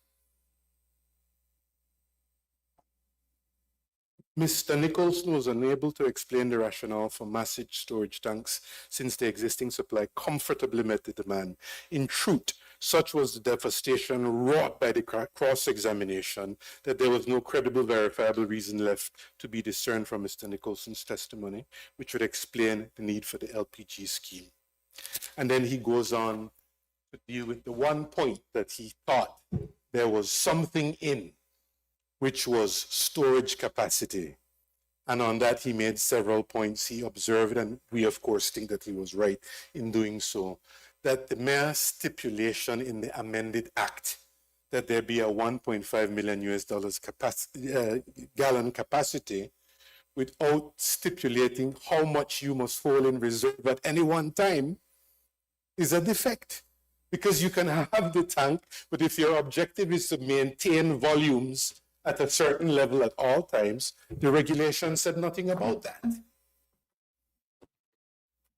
And I adopt, of course, all the other reasons advanced by my friend, Mr. Mendes, as to why, even if one accepts that the aims were legitimate, that when you come to the second limb of the proportionality test, which is whether the measure is rationally connected to the stated aims, it dissolves like a ghost at cockcrow because there is no rational connection with four of the five. As I said, the last one, storage capacity, was dealt with, and Justice Bulkan that it was not the least intrusive means available.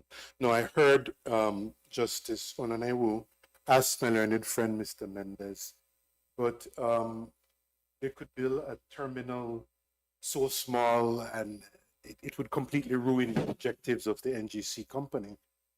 I don't know that our position is that you can build of any size. What has certainly been determined is that all is required is, what our case is that it should be economically feasible, and 1.5 million US gallon capacity was a mere pretense. It could be something smaller, but it's not for us to say what that is. That is what a responsible government does. Responsible state could come up with all the stakeholders and then say, well, we're going to amend this piece of legislation. But your point, I believe, based on everything, is that it, just to stick to what you're talking about here, but Yes. legitimacy, rational connection, and not the most intrusive means. Yes. On the not the most intrusive means, the 1.5, I think your argument is the 1.5 is overly intrusive. It is. In fact, the evidence shows that the original 1.5 comfortably, quote unquote, that's the direct evidence, Is that comfortably met. Nicholson or Weed? Who gives that evidence? Who gives that evidence? I believe it's Mr. Nicholson. Yeah. He that was got out of him in cross-examination. Yeah. Mr. Smith, if I'm to understand from the perspective of the objective of storage capacity, the thinking is that Belize's storage capacity needs would have been fully met by the existing terminal? Yes. That comes out in the evidence. Mr. Nicholson said it's comfortably meets it, so that anything over that would be over capacity. Even in a context of 14 million being what is imported annually? Well, I don't know the exact figures, but when you take 1.5 over 12, I mean, so the point is, even if we are wrong, even if it is that that's not that more is required, why would each interested importer, why would each interested business be required to build a 1.5 million gallon? If I understand the submissions correctly, I don't think the government, I use the word loosely, runs away from implications of what you're saying. Yeah. I think if I read correctly, they are saying that if the requirement is for the construction of a terminal, which is less than 1.5 million gallons, Yeah. that's going to give the persons interested in that terminal an unfair advantage over those who are interested in the existing terminal in terms of the cost of construction, operation, and so on. I believe that that is what But that was can't, said in their submissions. so how could it be when they got so many advantages already? The 2-year head start, the guarantees in the legislation and the definitive agreement. In fact, they foresaw that there may be some I think challenge. that was tied up to the question of the period of refinancing and the payment Yeah. for the infrastructure.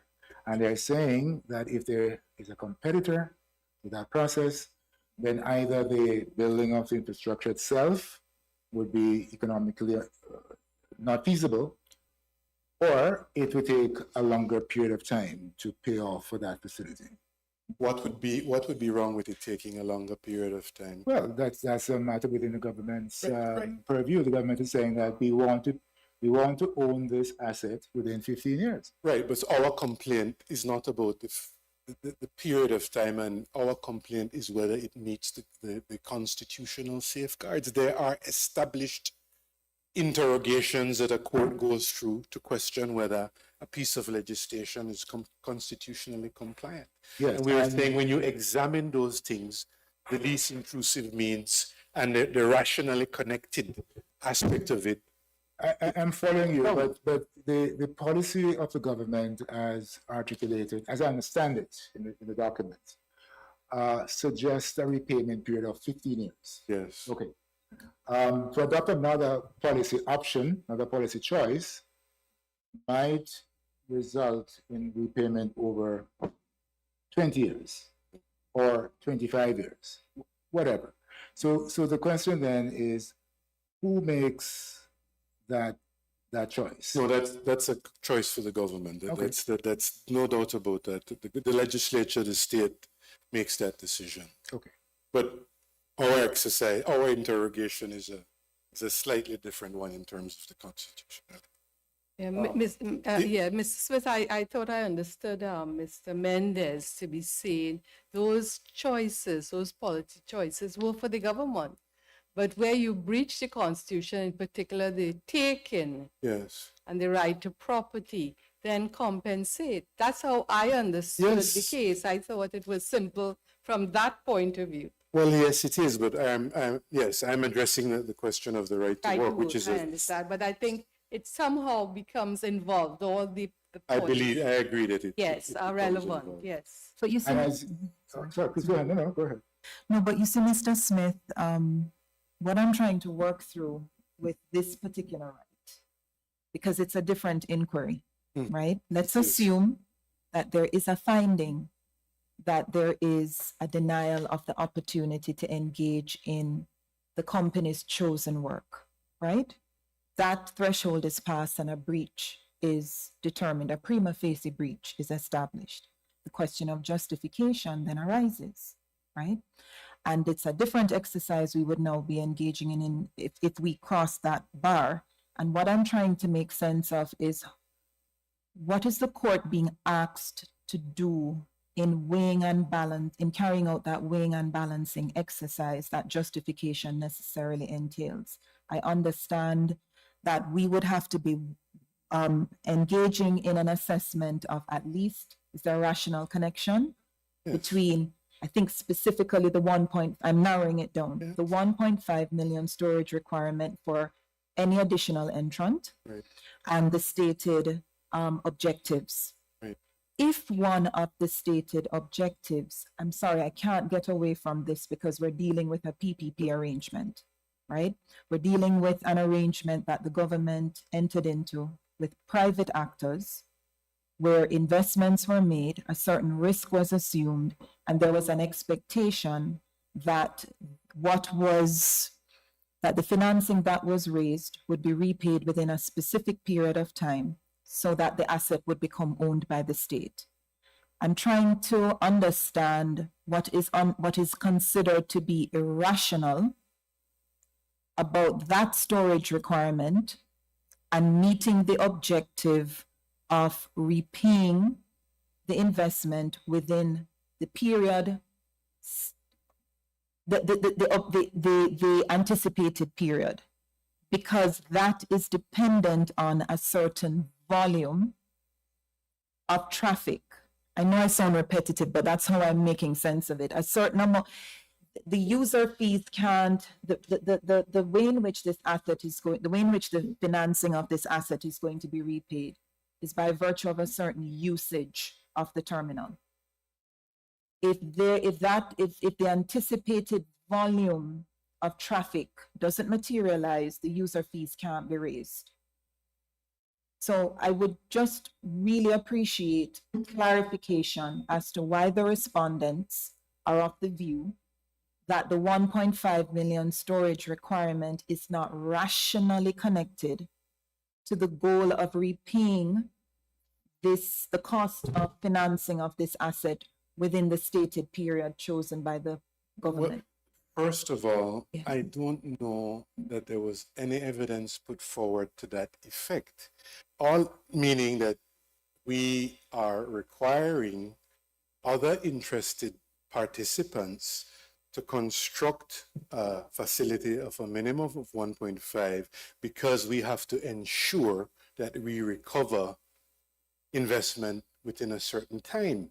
The argument put forward at all levels of these proceedings and the evidence put forward was that the 1.5 for the respondents was to ensure a particular amount, a particular supply of LPG, and that hence why we say that it is not rationally connected.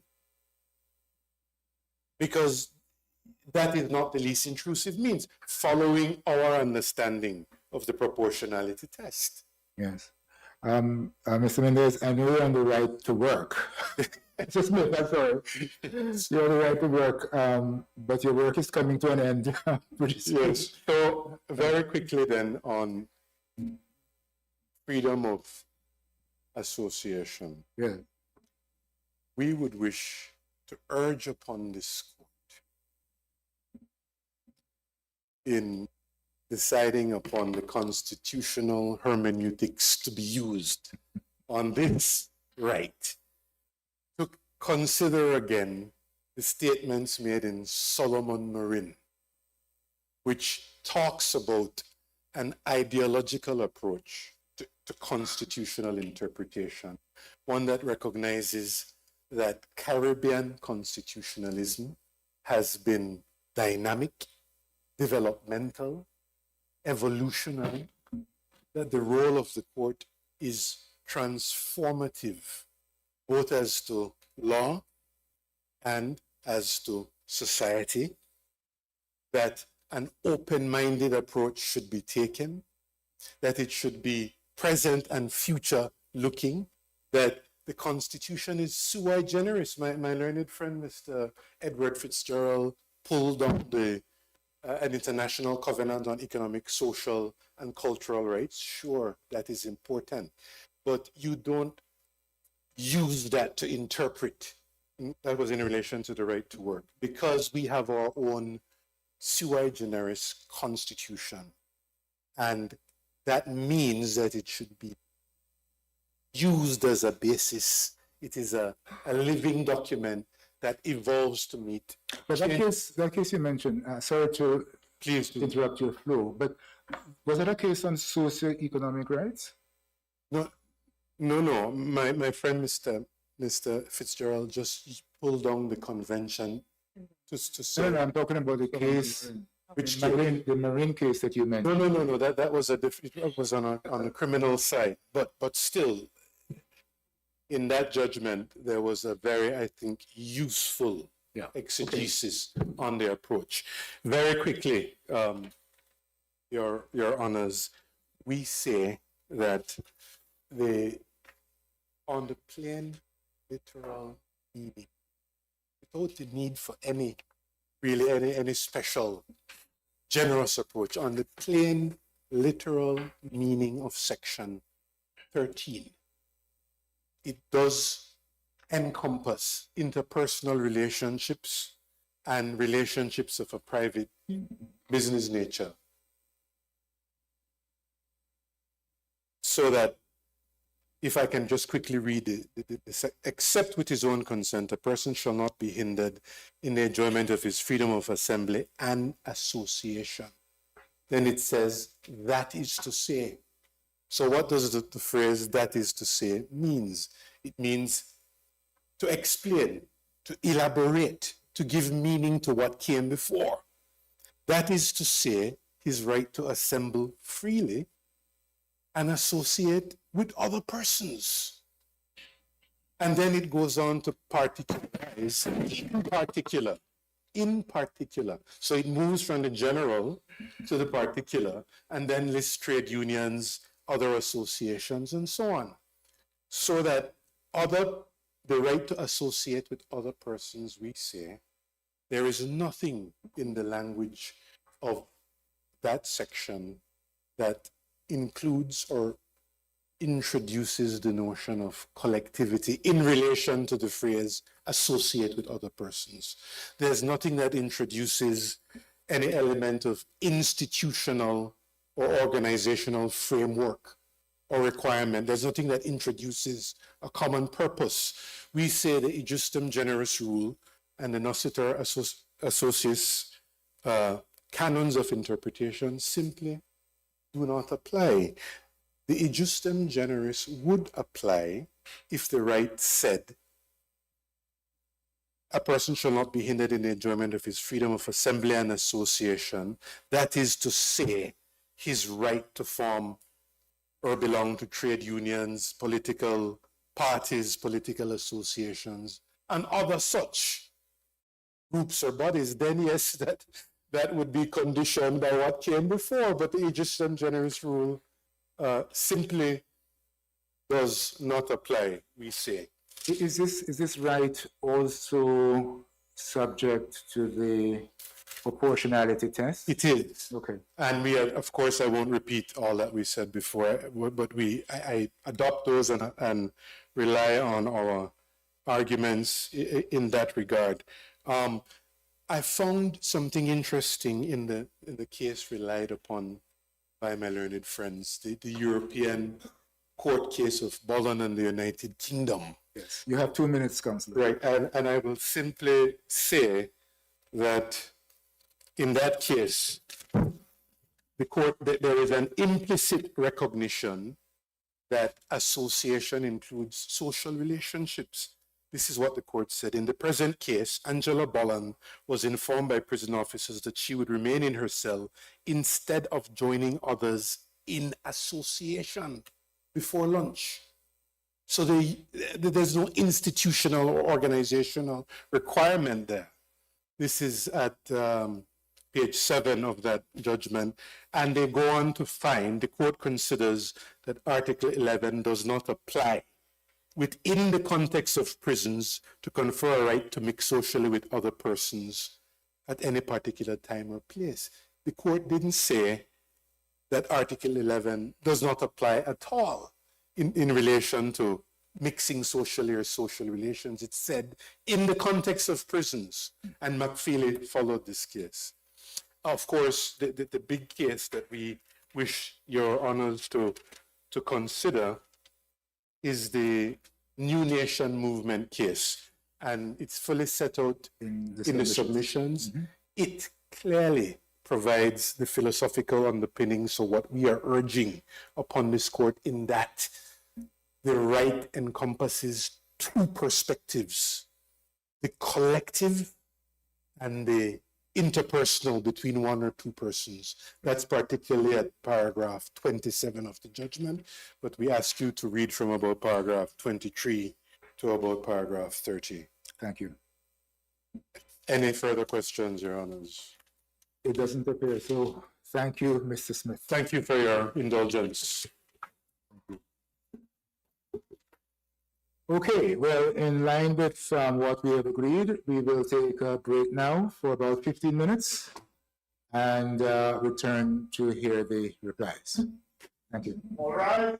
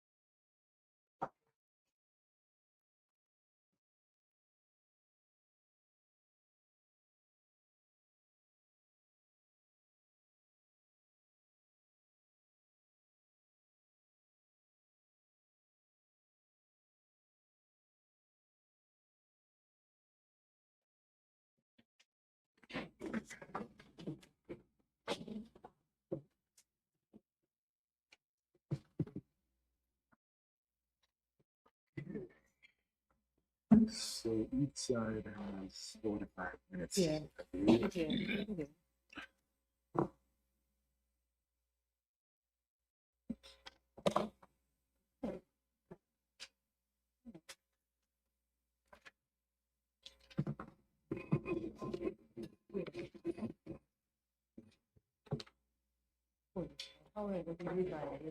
So the time is going to be interesting because we're going to go beyond lunch.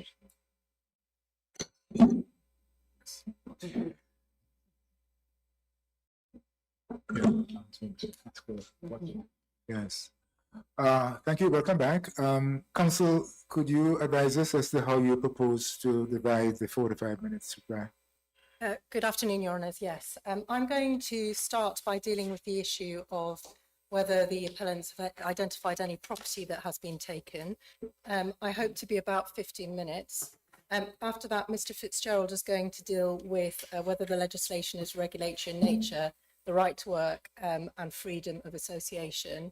I think Mr Fitzgerald also hopes to be 15 minutes, and then Mr Courtney will follow up at the end with 15 minutes, and I don't want to tie him to what he's going to deal with.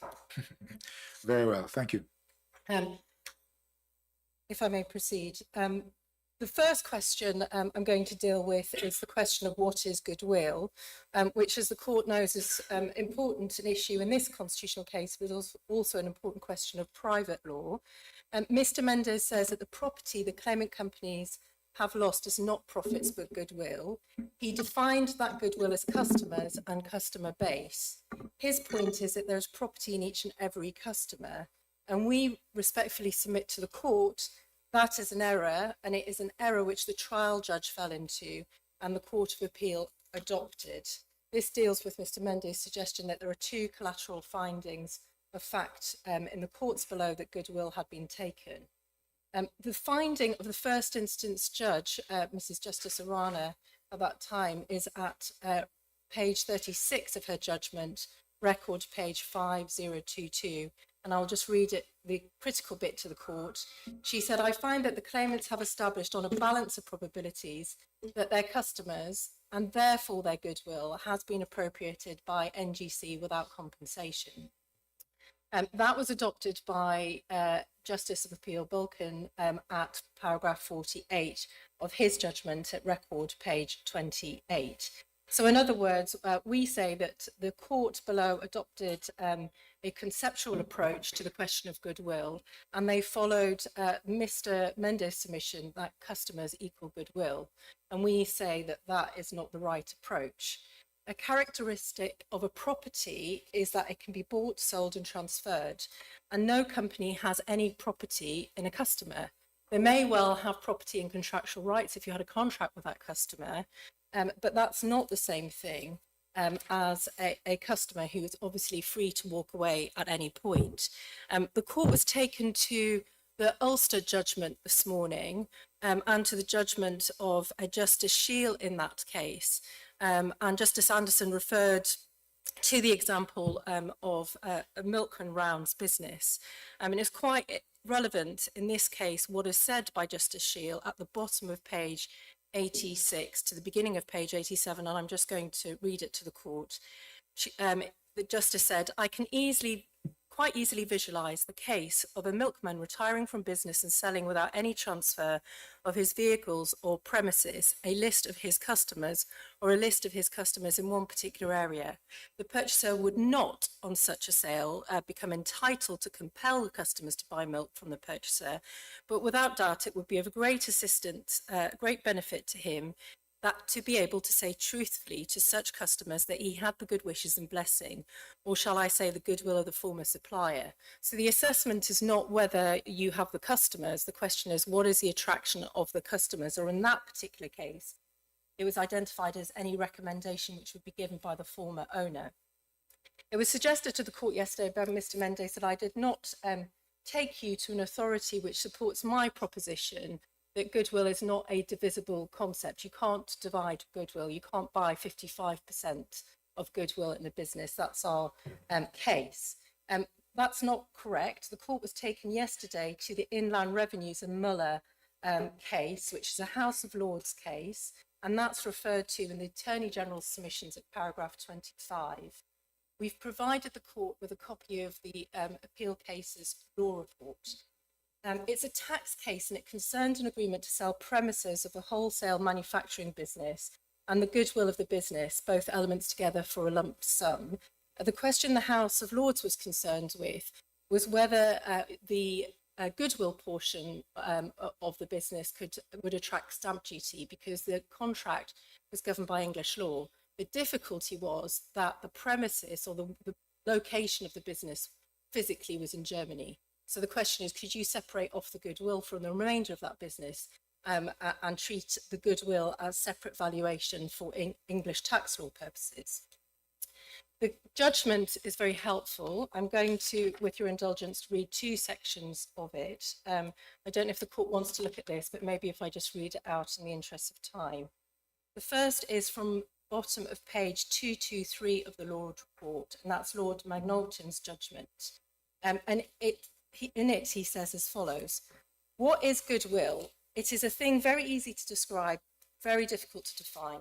It is the benefit and advantage of the good name, reputation, and connection of a business. It is the attractive force which brings in custom. It is the one thing which distinguished an old established business from a new business at its first start. The goodwill of a business must emanate from a particular centre or source. However widely extended or diffused its influence may be, goodwill is worth nothing unless it has the power of attraction sufficient to bring customers home to the source from which it emanates. Goodwill is composed of a variety of factors. It diffuses in its compositions in different trades and in different businesses in the same trade. One element may preponderate here and another element there. To analyse goodwill and split it up into its component parts, to pare it down as the commissioners desired to do until nothing is left but a dry residuum ingrained in the actual place where the business is carried on while everything else is up in the air, seems to me to be as useful for practical purposes as it would be to resolve the human body into the various substances of which it is said to be composed. The goodwill of a business is one whole, and in a case like this must be dealt with as such. And then also at page 235 of the judgment, Lord Lindley said this: goodwill regarded as property. What second reference, please? The second reference is page 235, and I'm quoting from Lord Lindley. He says, goodwill regarded as property has no meaning except in connection with some trade, business or calling. In that connection, I understand the word to include whatever adds value to a business by reason of situation, name and reputation, connection, introduction to all customers, agreed absence from competition or any of these things. And there may be others which do not occur to me. In this wide sense, goodwill is inseparable from the business to which it adds value and, in my opinion, exists where the business is carried on. And we say that is important because unless the business is obliterated entirely, the goodwill carries on. You were referred to page 92 of Ulster by my learned friend, Mr. Mendes, lines 15 to 20. And that's dealing, and he relied on those, you refer to as a proposition for his authority that goodwill is divisible. The point I would make in relation to that is when the court has time and goes back and looks at the passage which he relies on, you will see that what that is dealing with is the argument above, which is whether or not you can have an indirect taking, because in that particular case, as the court knows, the indirect effect of the legislation was to take the removal business, and the finding of the magistrate in the court below was that the removal business had been taken entirely and all of the goodwill had been taken entirely. So that doesn't assist my learned friend in my submission. Now, we say, therefore, that the comparison which was given yesterday to part of a land being able to be taken as being potentially equivalent or an apt comparison to being able to take part of a goodwill is not an apt comparison in our submission. You cannot take part of a goodwill. Suppose Gas Tomza decided that it wanted to sell 50% of its goodwill and offer to Belize Western Energy, but can trade with 50% of the remaining goodwill. That doesn't make sense as an economic concept. You can't break down goodwill in that way. So we say it was an error for the courts below to reason that the loss of customers. Sorry, Miss Welch. Yes. if Tomza decided on your example to sell part of its business, which is to say that portion of its business which it conducts, let's say in Western Belize district, Yes. could it not sell that portion of the business which is conducted in that area, the customer base located in that area, and therefore part of the goodwill of its overall business? Just getting your sense of No. The point I'm making, my lord, is slightly different. I see the point that you're making. If you go back to the Ulster case, and that was the business which was identified as a removal business, you identified that distinct business, you value the business based on the assets and so forth, and then the goodwill on top of it. So if you were to ring fence an aspect of a particular business, there may be goodwill which attracted to the aspect of that particular business. But the point, first of all, you have to sell the business as an entirety. That's one part of it. The second point is that what you can't do. But why do you have to sell a business in its entirety? Will not be 100. If you're ring fencing a particular aspect, so your example is if you have circumstances where, let's say, there was a defined area in Western Belize, and you're selling that area of the business in Western Belize. You could sell that, and there may be a particular goodwill which would be attracted to that example. But what you couldn't do is say, I'm going to sell you 50% of the goodwill of the area of my business in Western Belize. That is the point that I'm making. You can't divide up the goodwill for a particular part of business. Okay. It's not divisible in that sense. So if the business continues to operate, then you can't say that you've lost goodwill. And that is what we get from the Muller case. If the business is continuing to operate and you're continuing, in our example, to take part in the core distribution business, then you can't say you've lost your goodwill. It's only if you lose the business entirely that you've lost your goodwill, because the goodwill is not divisible. Okay. The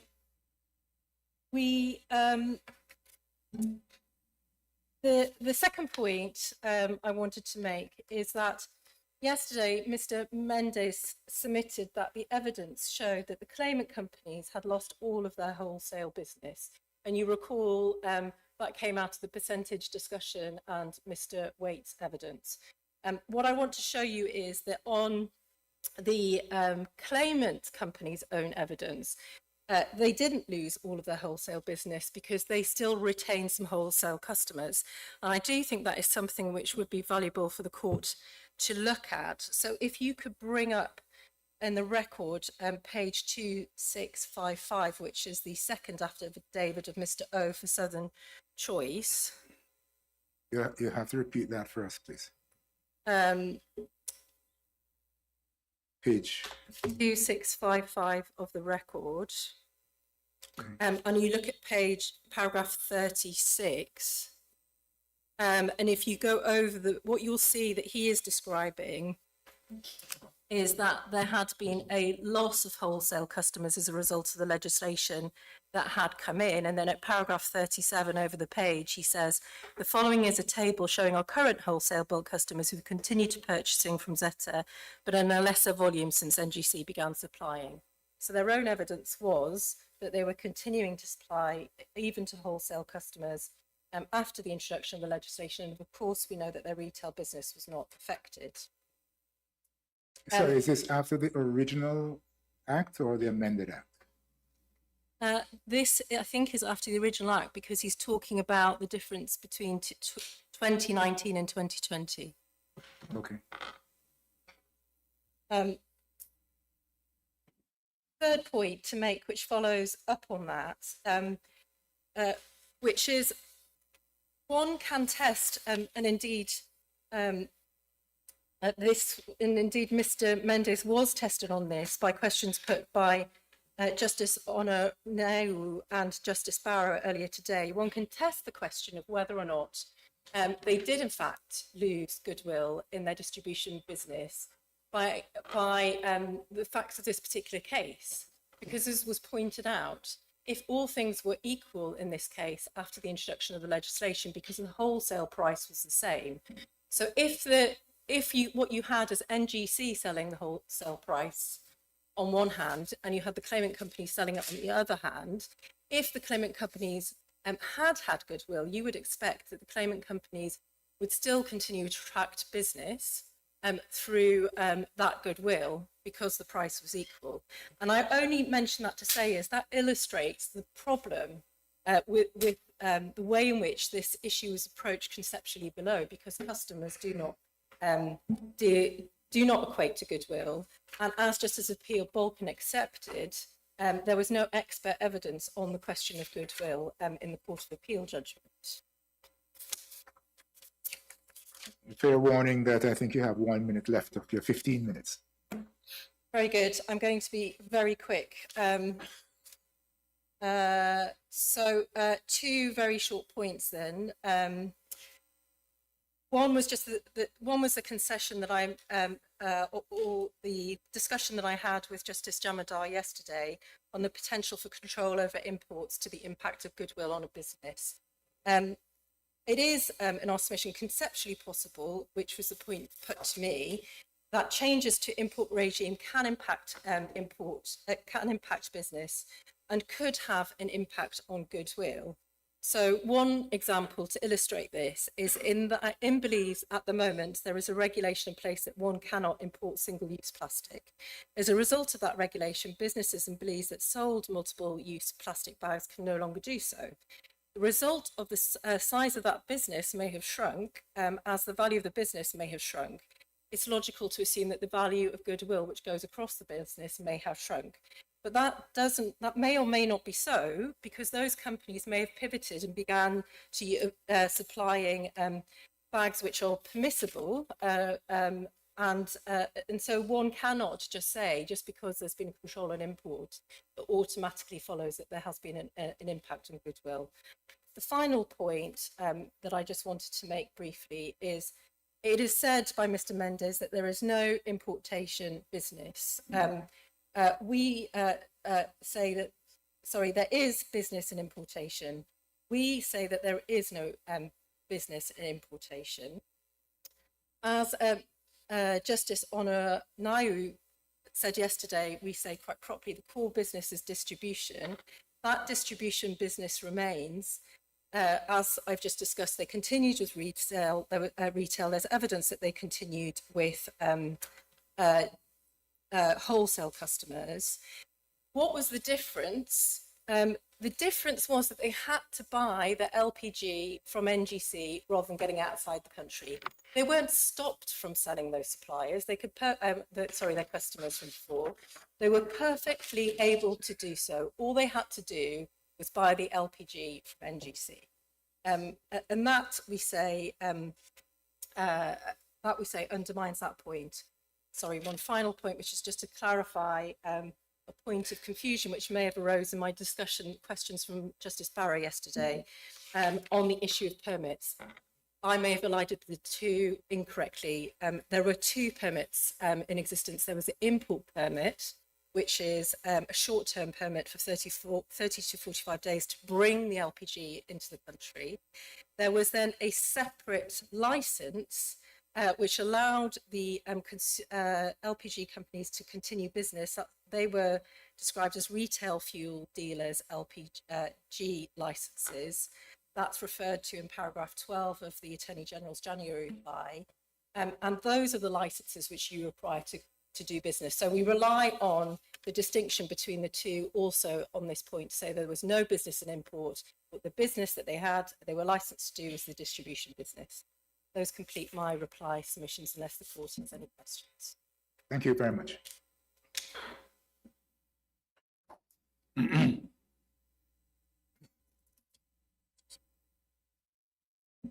The first question that I was asked about, and that my own friend Mr. Mendes also questioned about, was the question of the test to distinguish between a regulation and taking. The President put, what is your test, to both myself and Mr. Mendes.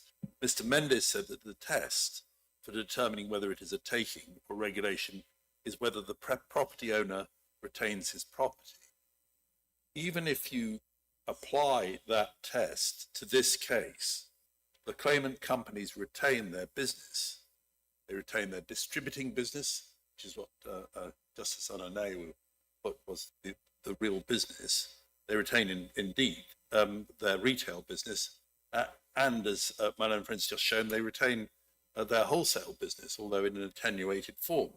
So if the test is, do they retain their business? The answer is yes, and there is no taking. Our proposed test, and it's set out at paragraph 27 of the October submissions, was that legislation tested against both its legislative intention and effect, which is of general application and controls property, is regulatory in nature. That's at the record at 8541. And that's what we invite the court to derive some guidance from. And then picking up on Justice Jamadar's point about, well, is this legislation, as it were, partly regulatory or has significant regulatory aspects? If one looks at the regulatory aspects, they are key, because the regulatory aspects here are the preconditions for obtaining a license to import, and then the regulated wholesale price. And these make it essentially regulatory in nature. But can I just put a wider point? The President put to my own friend Mr. Mendez that the Society United case was one where government selection of the bulk terminal option rendered the work of the stevedores obsolete, and that there were analogies with this case. What we would submit, just on a wider front, and this embraces the Society United case and the stamp vendors case, is that there are circumstances in which government intervention to reorganize or regulate the domain in which a business operates can have adverse effects. But that does not give rise to a justified complaint of taking or acquisition. And that's the ratio, we say, of the Society United case. And in our reply, this is in record at 11-200, the principle that we suggest to the court is that regulatory reorganization in the public interest does not constitute a taking. And that has been recognized in a series of cases interpreting Westminster model constitutions, in particular the Society United case, but also in dicta in Campbell Rodriguez and in the Bermuda case of Great Bay. In Campbell Rodriguez, it was said that the regulation could become unconstitutional if it goes too far. Would you agree with the test proffered by Mr. Mendez that if the regulatory regime was to take the property from the claimant, then that would be regulation that goes too far? If it did take the property. If it did, yes. I know you said it did not, but I'm asking you, would that test offered by Mr. Mendez be acceptable to you? Well, Your Honour, subject to our point that there are certain circumstances in which regulation just simply does permit taking. But yes, if the go too far test is the correct test, and you have our submissions as to whether it is, yes. If it is, then yes, if it took the property as a whole, it could be said to go too far. Okay. But you have our submissions on whether it does go too far. And we say it doesn't take their business, it doesn't take their goodwill, and their business very much remains. And so, Mr. President, what we basically say is it doesn't go too far for all the reasons we've set out, and that this is a case in determining that issue of whether it does go too far, where the court can look at the need for respect for the legislative options commended in all the cases, SC, in Zuniga, and in the the Aranagi case. That's what we submit about the question of whether this is regulatory or whether it is a taking, and we submit that it is not a taking. As to the right to work, my learned friend Mr. Godfrey Smith addressed you firstly in a dismissive manner about, well, it's obviously a right conferred on companies. We say, if you look at that first limb of the provision, no person shall be denied the opportunity to gain his living by work he freely chooses or accepts, which is the basic right. Those words are not apt to cover a company. And both Lord Fraser in the Antigua Times case says you've got to look at the specific right and see whether it's inimical or consistent with it being enjoyed by a company. Exactly the same thing was said by Your Honour Justice Jamadar in the Trinity Cross case, said you look at the right. And if you look at that right, you look at those words, it's not an opportunity to gain his living by work he freely chooses. It's obvious in individual right. Now then all that happens is it's particularized, whether by. The particularization can't extend the meaning. What they do is jump straight to the words engaging in a business. But the engaging in business is explaining the original basic rights as a particularization of it. So we respectfully submit that is the position. Moreover, in the Fort Street case, which my learned friend Mr. Godfrey Smith relied on, in that Fort Street case at paragraph 137, Justice of Appeal Morrison said that essentially it was about an opportunity to engage in a profession. And it's true that case was decided in relation to company citizens, as they were described. But the decision of Chief Justice Conte was reversed, and the issue of whether a company could enjoy the right simply wasn't addressed. But if you look at paragraph 137, where Justice of Appeal Morrison is saying, what is the essence of this right? He says it's an opportunity to engage in a profession without some hindering of that right. Again, that's to deal with an individual. And there was no denial of the opportunity here. They were still able to distribute. They were still able to engage in retail. They were still able even to engage in wholesale.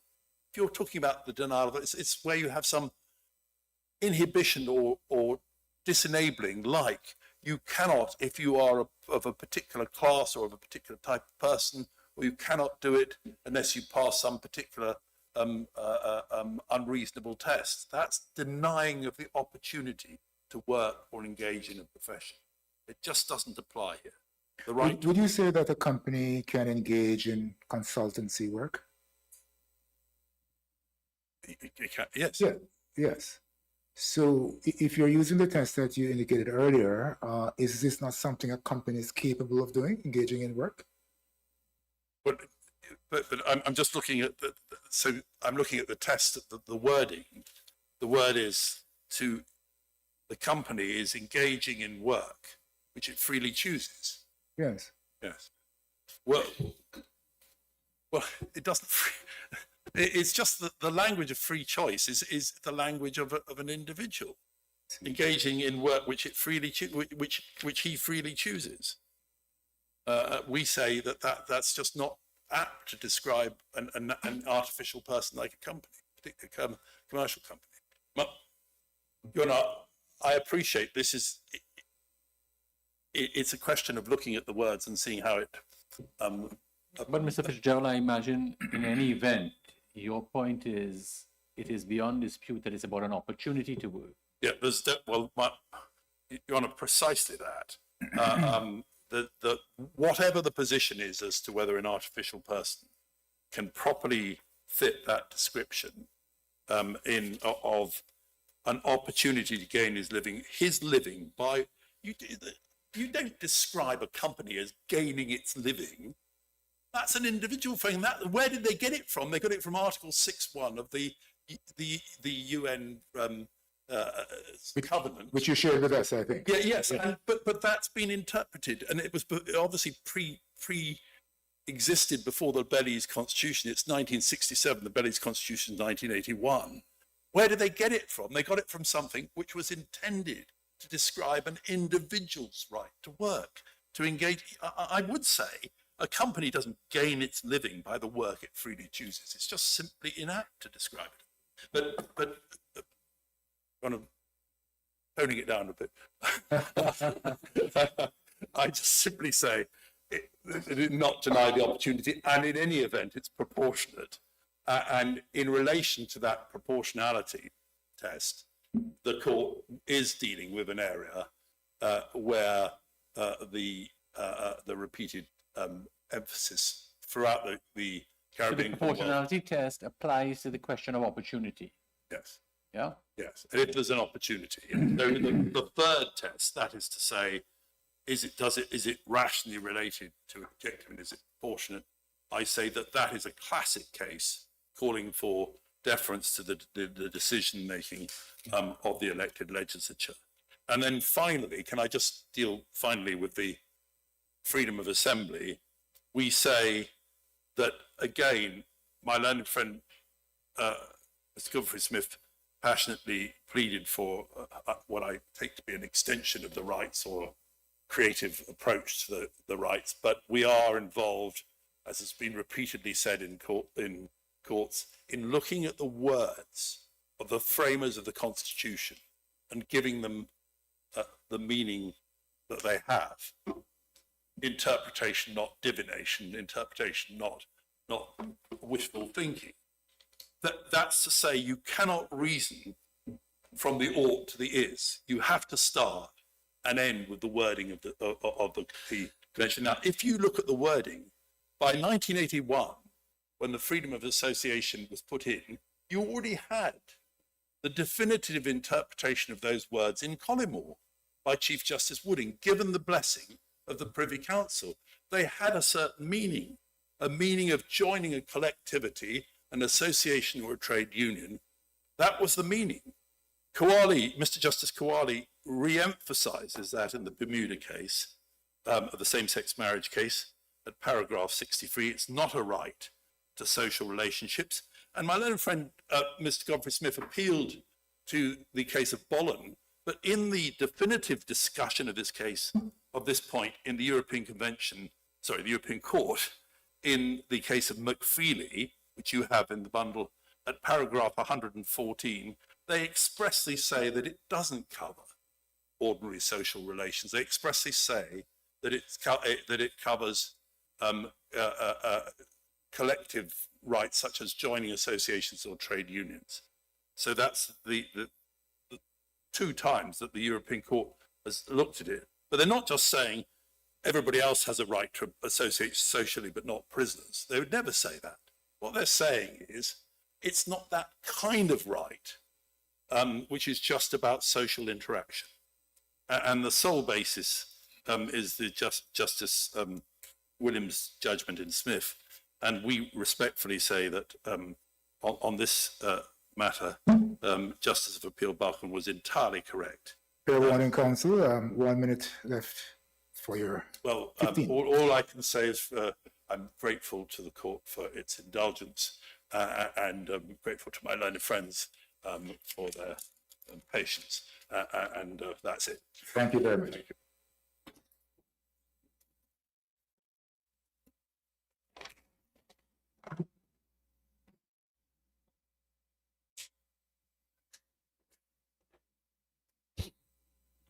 May it please the court.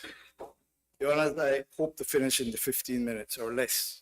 The first point I wish to put on the record is Mr. Mendes, my learned friend, took the liberty of alleging that the act and the amendment were pretenses, or certainly the amendment was a pretense by the government, and to fake the fact that it was opening the market. A simple read of the legislation will show that it was the intention of the government to liberate the market on the conditions set out in there. There is absolutely no basis to support the allegation, and I urge this court to reject it out of hand. Secondly, yesterday there was a statement quoting the evidence of Mr. Joseph Waite that B&E is a competitor of the gas companies. And in the exchange with the court, the impression, and I put it as low as I can, the impression was given that the government conferred benefits on a competitor, i.e. B&E. B&E is not a party to the definitive agreement. No benefits have been conferred on B&E by the legislation. One cannot conflate B&E with National Gas Company because Mr. Canton used to work at the B&E with B&E, and the benefit of the memorandum of understanding was assigned to him. So I want the record to be very clear. No benefits were conferred on a competitor, meaning B&E.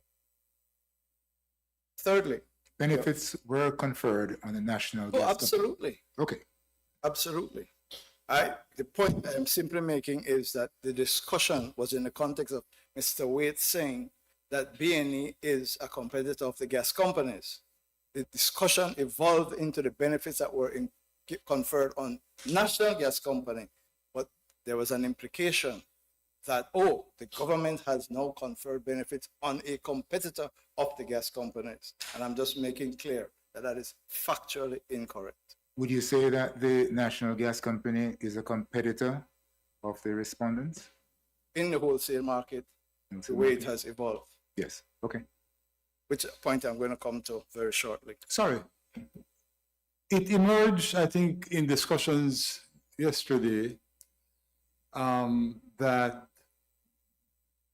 B&E or whoever was not sourcing gas from outside Belize, but from, as somebody said, in the ground. Is or was NGC or also extracting from the No, Your Honor. earth? I see. Okay.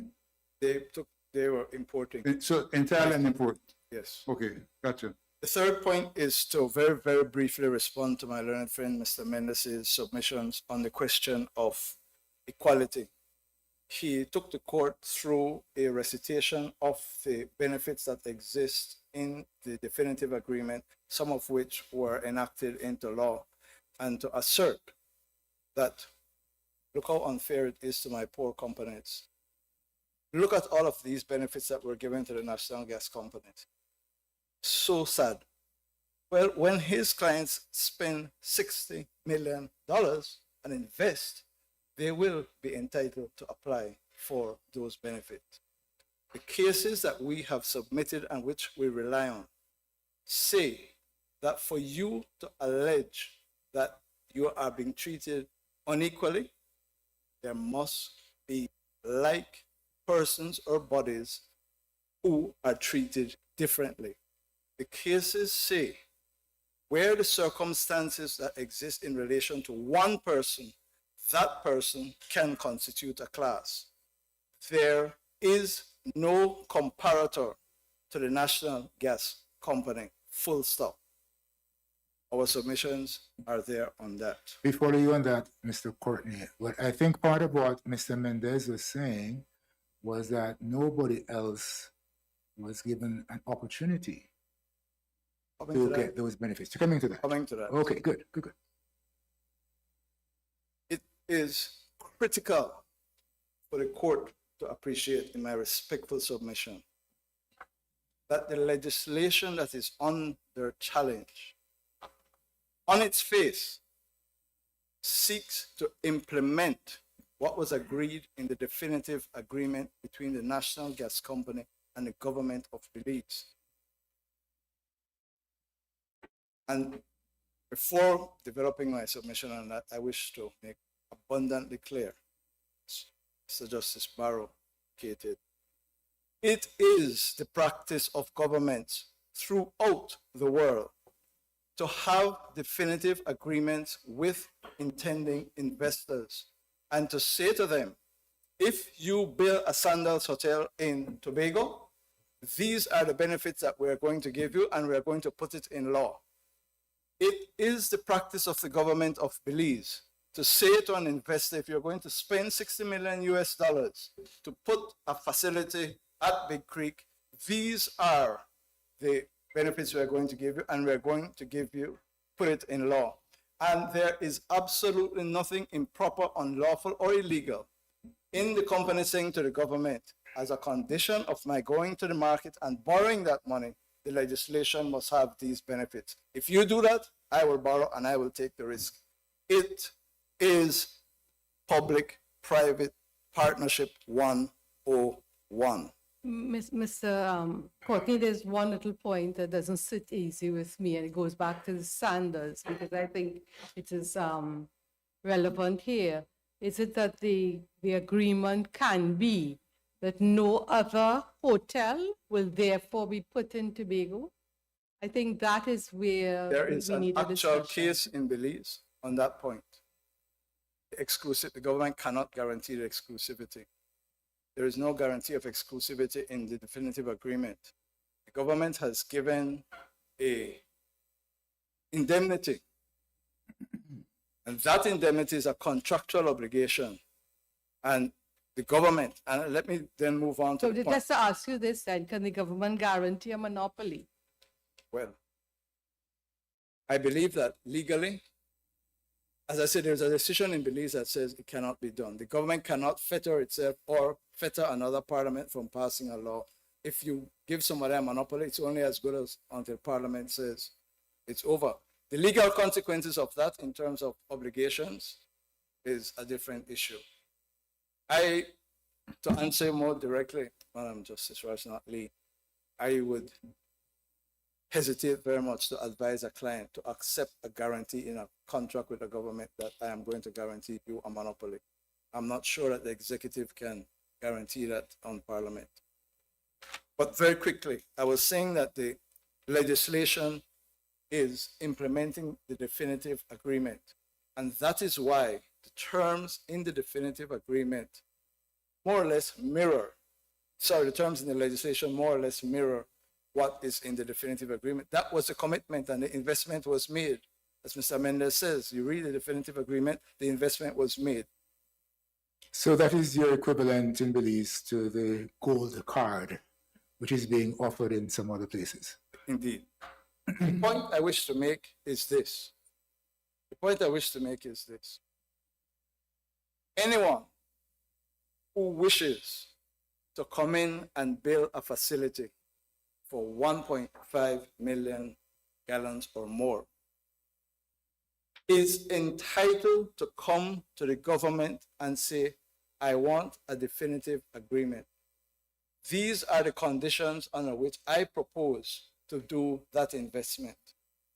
The government can say yes, the government can say no. The government can say, well, you want it for 25 years, but we'll give it 20 years. The government may say you want 7 fiscal incentives, we'll only give you 4 or 5. You want a minimum price at this amount, that is too high for the consumers. We will allow you to go for a longer period and stretch it out so that the price is less. The point I make is the liberation of the market in this piece of legislation does not dictate the terms and conditions that would apply to someone else. This is implementing the definitive agreement. So if you come and say, here is my business proposal, you then government negotiate with the government, and the government will pass legislation to implement your definitive agreement. The purpose why I raise that is because the analysis given by Mr. Sanchez and the contention maintained by the respondents that it is unfeasible to do the investment is flawed, because they are doing the investment on the assumption that what is in the definitive agreement will apply to them. There's no reason for that. And that is not what the legislation says. And that is not what the legislation intended. The legislation intended to implement the definitive agreement. We have put in our submissions a raft of acts that apply to electricity, to different people, investments in electricity, in telecoms, etc., where government provides specialized legislation giving specialized fiscal incentives and other conditions depending on the proposer. The point I make is the following. The definitive agreement that is implemented in the Act is what the law does. There is no reason to believe, and there is no provision in the Act that says anyone else who wants to do another investment, you can only do it on the terms stated in this definitive agreement. Your Honors. Mr. Courtney, so just to take us back to, maybe to clarify something, but so that let's assume that a government is free to do that, as you say. Yes. If that has an effect of a take-in, and I know that's hotly disputed in this case, if it has the effect of a take-in pursuant to Section 17, then is the government also required to meet the Section 17(1) constitutional standards? Sorry, Your Honor, if what is a taking? You say that a government, as a matter of public policy, is entitled to enter into definitive agreements and, among other things, legislate to implement. What I'm asking is, let's accept that for a moment. My question is, if a government chooses to do that, and the effect is the taking of property a la Section 17, is the government in that legislation required to meet the Section 17(1) procedural standards, provided it's not a Section 17(2) exemption? Right. To be fair. Your Honor, can I very quickly respond? Because it brings me to the point that my learned friend, Mr. Mendes, did not respond to our submissions on 3 and 17. Very quickly, answer to your question, my respectful submission is the following. Where government intends, underline the word intends, to acquire property or to take possession thereof, under 17(1), it lays out what must be done. That is a taking or an acquisition. Government may pass legislation, for example, regulatory legislation that impacts the economic or other property rights of a citizen or an entity without acquiring or taking. No, I understand that. I'm going down. I'm asking you a hypothetical. I know your case is that there is no acquisition and taking. No. Sorry, Your Honor. I was. You're getting there. Please. Apologize for interrupting. I was saying that in a scenario like this, where the legislation is not on the face of it intending to come, it may impact on the right. That may be a deprivation because it is not the government taking or acquiring, but it impacts the rights, the property rights of the holder. The issue of whether compensation is payable is dependent on the degree, whether or not the deprivation goes too far, quote unquote. But all right, you still haven't answered the hypothetical. I apologize. If on the facts there is found to be A taking. correct, Yeah. is the legislation required Yes. to meet the Section 71 Yes. procedural If requirement? there is a taking. So it's not whether they intend. It's not what you intend. You see, that's where I'm trying to get the clarity. You keep saying if the government intends to acquire. What I'm asking is something subtly, maybe, but something different. If in fact there amounts to a taking or acquisition, as per this, when I say as per a definitive agreement and legislation, if in that circumstance the agreement does not meet the 17(1) procedural standards, except, and it's not an exception in 17(2), we're leaving that out. Is the legislation supposed, would it be reviewable for Your Honor. non-compliance? Your Honor, at the risk of losing my time, I don't want to be casuistic. Section 17(1) is a provision that provides for the government to take or to acquire. Your question, your hypothetical to me is legislation which on its face is not saying that, but is interpreted by the court to say it amounts to a taking. As an effect. Yes, as an effect. Yeah. And I'm submitting to you that that is a section 3D deprivation. So section 17, in your opinion, only applies with the intention to take or acquire. There's no party shall No property shall be taken. Shall be taken. It Yes. doesn't say that the government must intend to take. It just says no property shall be You taken. have my submissions. But, yeah, okay. Very quickly, I suspect I'm out of time. I just Yes. wanted 1 minute out of time, but please. my apology. The last point I really need to make is it is factually incorrect to submit that Mr. Nicholson said that 1.5 million gallons is enough. Beginning at page, where are we? 4921 in the transcript. Mr. Nicholson is cross-examined by my learned friend, Mr. Mendes, and he repeatedly says that 1.5 is not enough, and in fact says more is needed. So I leave that with the court. In terms of the justification and the rationale and the rational connection, I urge the court to read the B&E study, feasibility study, which grounded the whole project. That is to be found at page 2497. My apologies for... Just one small thing, Mr. Courtney. Are you entitled to pick winners and losers? So there was a question raised on the other side. You went to, it's now National Gas, let's say. But there are other stakeholders in the industry. There are these 4 private companies. Under the PPP, the government can choose which entity it wishes to engage with. Should it give everybody an equal chance to participate in the I process? found the proposition by my learned friend remarkable, and Why so? private sector conceives of a project, goes to the government and says, I have a proposal for you. I would like to go into this business and I would like these incentives. And the government say, we can do this as a public-private partnership.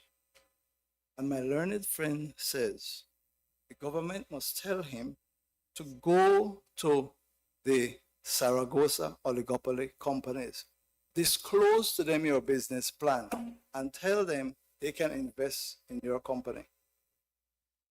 Since when? I get your submission. Your Honor, can I just finally say the question raised by Sir Justice Jamadar about the suspended judgment? My learned friend, as I understand it, didn't say no, but he said that he would want to make submissions on it. Our position is if the court is minded to go that way, it should make the order suspended, and the government would then have to be advised what to do. In other words, don't bring us. Be your preferred course. Yes, don't bring us back to go. But Oh, don't bring you back. Right. Don't. I think Mr. No, I understand. But do you have assuming that we're against you, obviously, do you have a preference for, because the Court of Appeal struck out, do you have a preference to suspend and give the legislature an opportunity to consider what may be, suppose we find it was, say, disproportionate. You know what I mean? Yes. What is your preference? Is your preference to say, oh, strike it out and that's it and be done? Or should we give the legislature an opportunity? They're the policy makers. My answer to your question is yes. What are you saying? My preference would be for you, the court, to suspend, make the declaration or the orders, whatever, suspend and give the legislature. I think we have that, Mr. Courtney. Deeply Thank you. obliged. Thank you so much, sir. Thank you.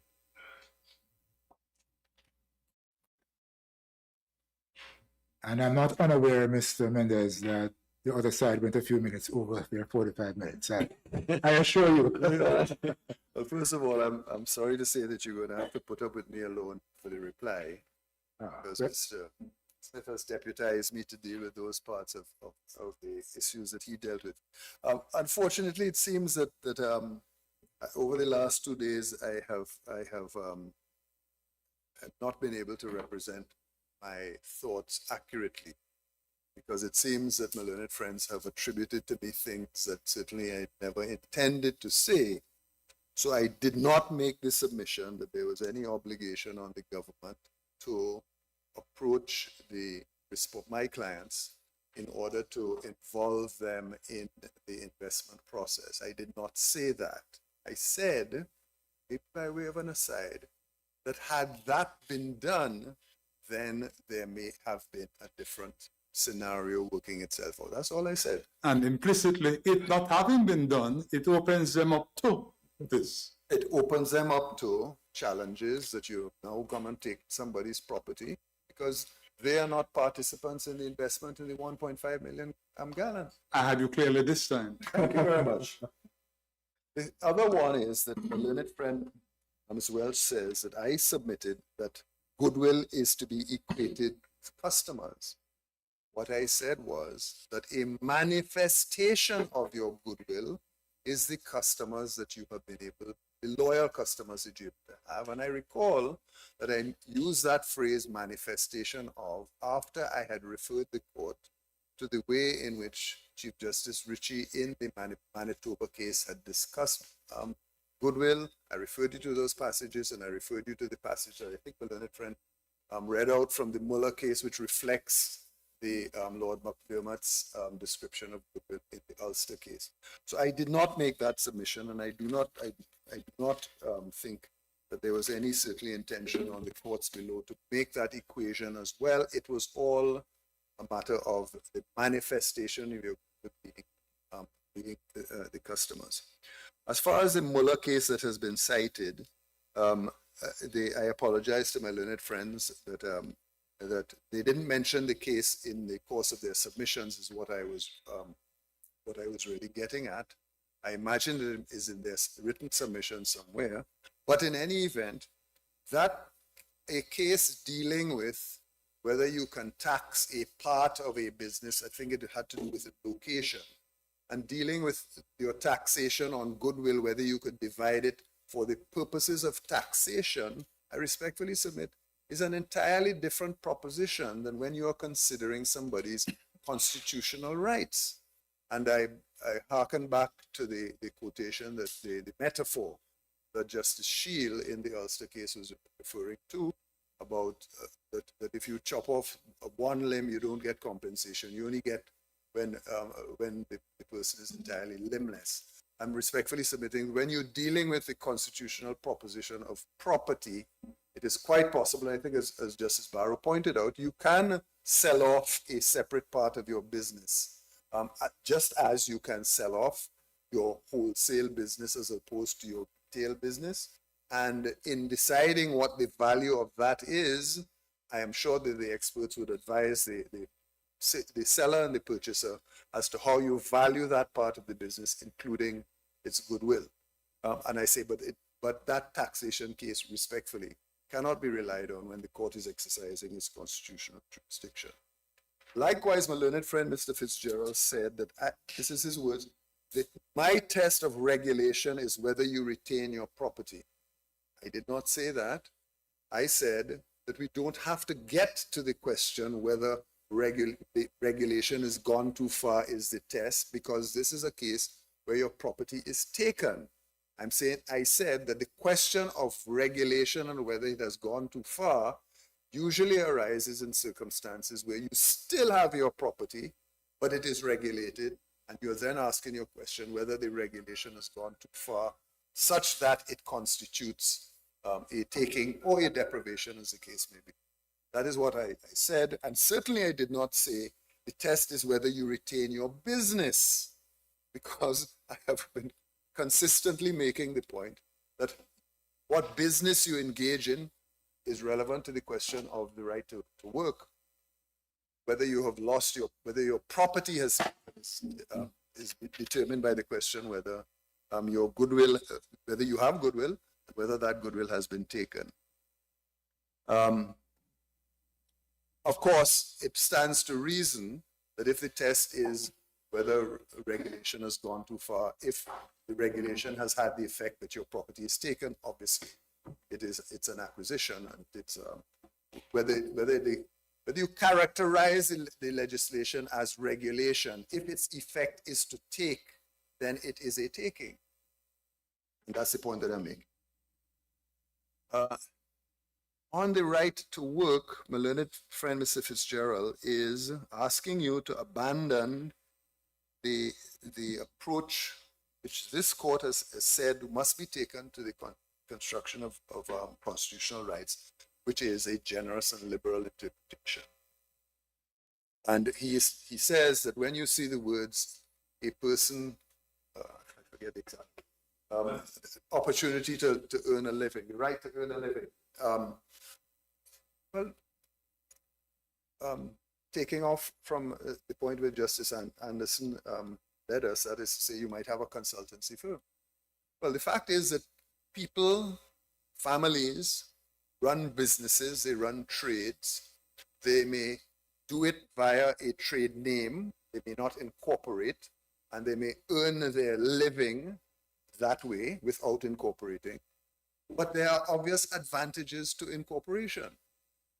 And people incorporate their businesses, they incorporate their trades in order to take advantage of those benefits of incorporation. If a family decides to do that, to earn their living, they lose the right to earn their living because they are now a corporation? Obviously not. And so to say artificially that simply because you are now a company, that the right to earn a living doesn't apply to you, respectfully, is adopting a narrow interpretation of the Constitution. I forget the phrase. The case. Tabulated legalism. Tabulated legalism. Tabulated legalism. I respectfully submit that that is tabulated. I never thought I would use that phrase. Right. Mr. Major, sure has me. And so that that is what we have to say about that. The respectfully, the decision of one of our judicial icons, Chief Justice Wooding in Collymore, that my learned friend relies on, was dealing with the question whether the right to strike is to be found in freedom of association. And that is the question that was being addressed. The Chief Justice Wooding obviously wasn't addressing the question whether the freedom of association also governs, in this particular context, your right not to associate with somebody in a business relationship. Obviously, he wasn't dealing with that. Therefore, nothing that he said, nothing can be taken. I don't think that you can usefully take from that passage any determination by him that freedom of association does not protect you where there is a law that is saying you must associate with somebody in a business relationship. Respectfully, it can't be relied on for that. It is open for this court in light of the judgment of the South African Constitutional Court that we have cited to you, which has gone into the philosophical basis of freedom of association.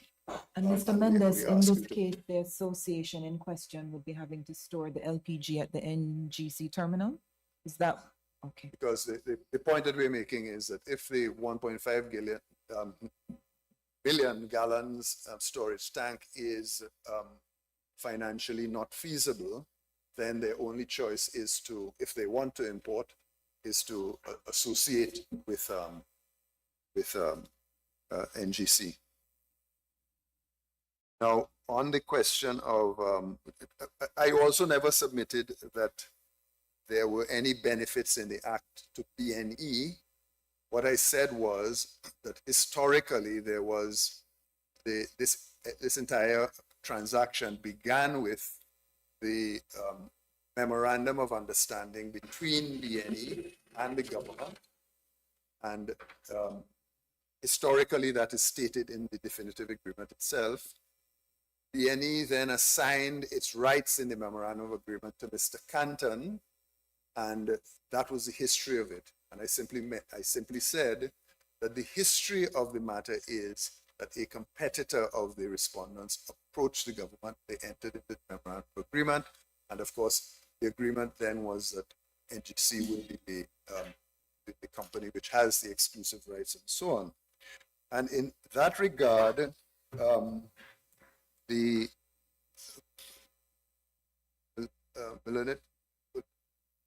learned friend, I think in an answer, I'm not too sure if he was saying that there was no guarantee of exclusivity in the definitive agreement. I think he said that. In any event, there is a guarantee of exclusivity in the definitive agreement. That is at clause 15.1.2 at page 1681. And as a matter of fact, the guarantee was that legislation would pass to bestow exclusivity.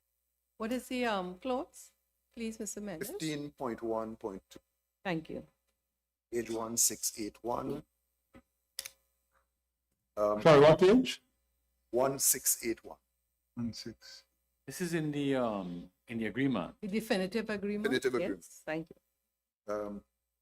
you. Interestingly, my learned friend, Mr. Courtney says, well, anybody can come in now to the government and say, I want to build a storage plant and discuss the terms of a definitive agreement. And exactly what I was saying all along, no guarantee can be given, and the friend doesn't give a guarantee, because at the end of that long speech, as it were, that anybody can access, can enter into a definitive agreement. He says the government may or may not agree.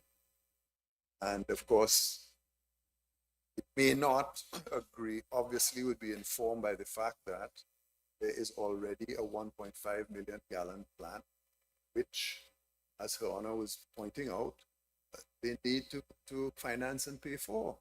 So I'm not too sure my learned friend is repeating what has been said in their submissions, that it is always open to the respondents to apply for these things.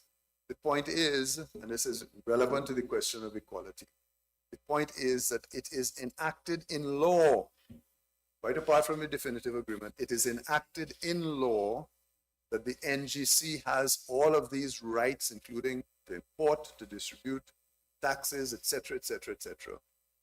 And in an instrument that is supposed to have leveled the playing field as far as importation is concerned. And respectfully, that the fact that they may also approach the government to arrive at an agreement doesn't answer the question whether the legislation already unconstitutionally discriminates.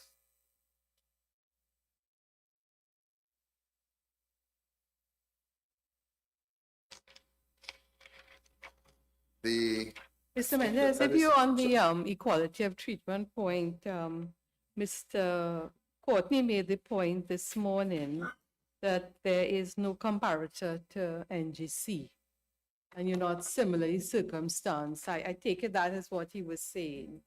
Yes. Could you, do you have a response to that? You are not.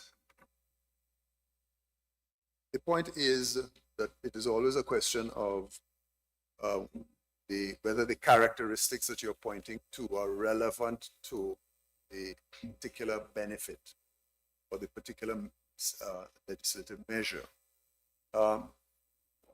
The legislative measure that we are speaking about is one which the state has said levels the playing field in that it is intended that anyone can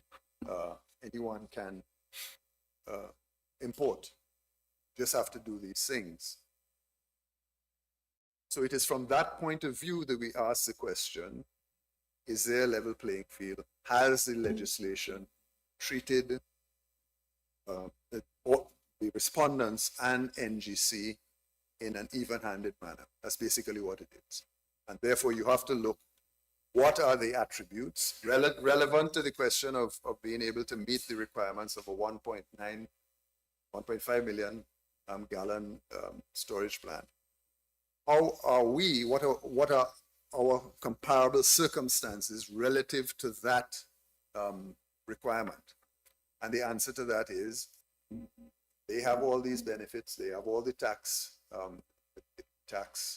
breaks and so on, and they also have the right to import and so. To the point that my learned friend makes, well, we have a plant already, and we have entered into these transactions. Yes, you do, but what you also have is legislation that I don't know, the state seems to want us to forget about it, that granted the NGC a monopoly in the first instance, that allowed them to take over the customers of my clients, so that they are now in the position where they are the incumbent, as it were. They have control over the wholesale market. Everybody has to go to them, and we are now on the outside seeking to come in. So, and that is the creation of the legislation. The legislation itself has created the differentiation between us and the NGC. Then, of course, the question is whether that differentiation is justifiable. Essentially, that's the point. Of course, the point is that, and it is being said, that the 1.5 million gallon storage facility is reasonably justifiable in order to achieve the aim of being able to finance the 1.5 million gallon facility that is already in existence. Because if you allow less than 1.5 million gallon storage facility to others, then they may be able to enter the market and compete. So it sounds as if the argument, therefore, is that the 1.5 million gallon storage facility requirement was intended to ensure that no one can come into the market to compete. Otherwise, if the goal of allowing the NGC to finance the facility would not be achieved. That is our point. Our point is that the purpose of setting the bar that high is to keep everybody out. That is why you can't say in the first place that the purpose of it is to keep everybody out, but at the same time saying that the intention of the act is to open up the market. It is not. That's why we say it's a pretense. You are in fact intending to keep everybody out and to maintain the monopoly you have, which once again, and I come back to where we started. If that is a proper legislative goal, then you have to pay the price of compensating people for the property that you take and pass legislation to achieve accordance with Section 71. I am well within time. Sure. Any questions, colleagues? No? No. No? Thank you, Mr. Mendes. Thank you very much.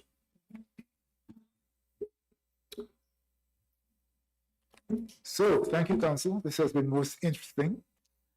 We think this is a very important case, obviously, it is.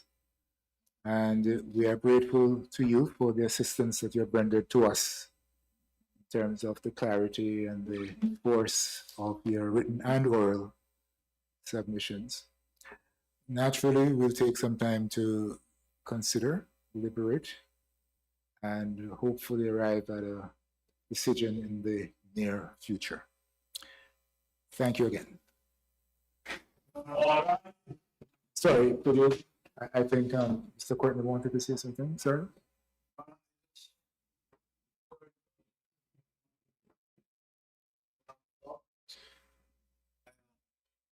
I don't think that, but certainly I will not be appearing again before the Justice Saunders.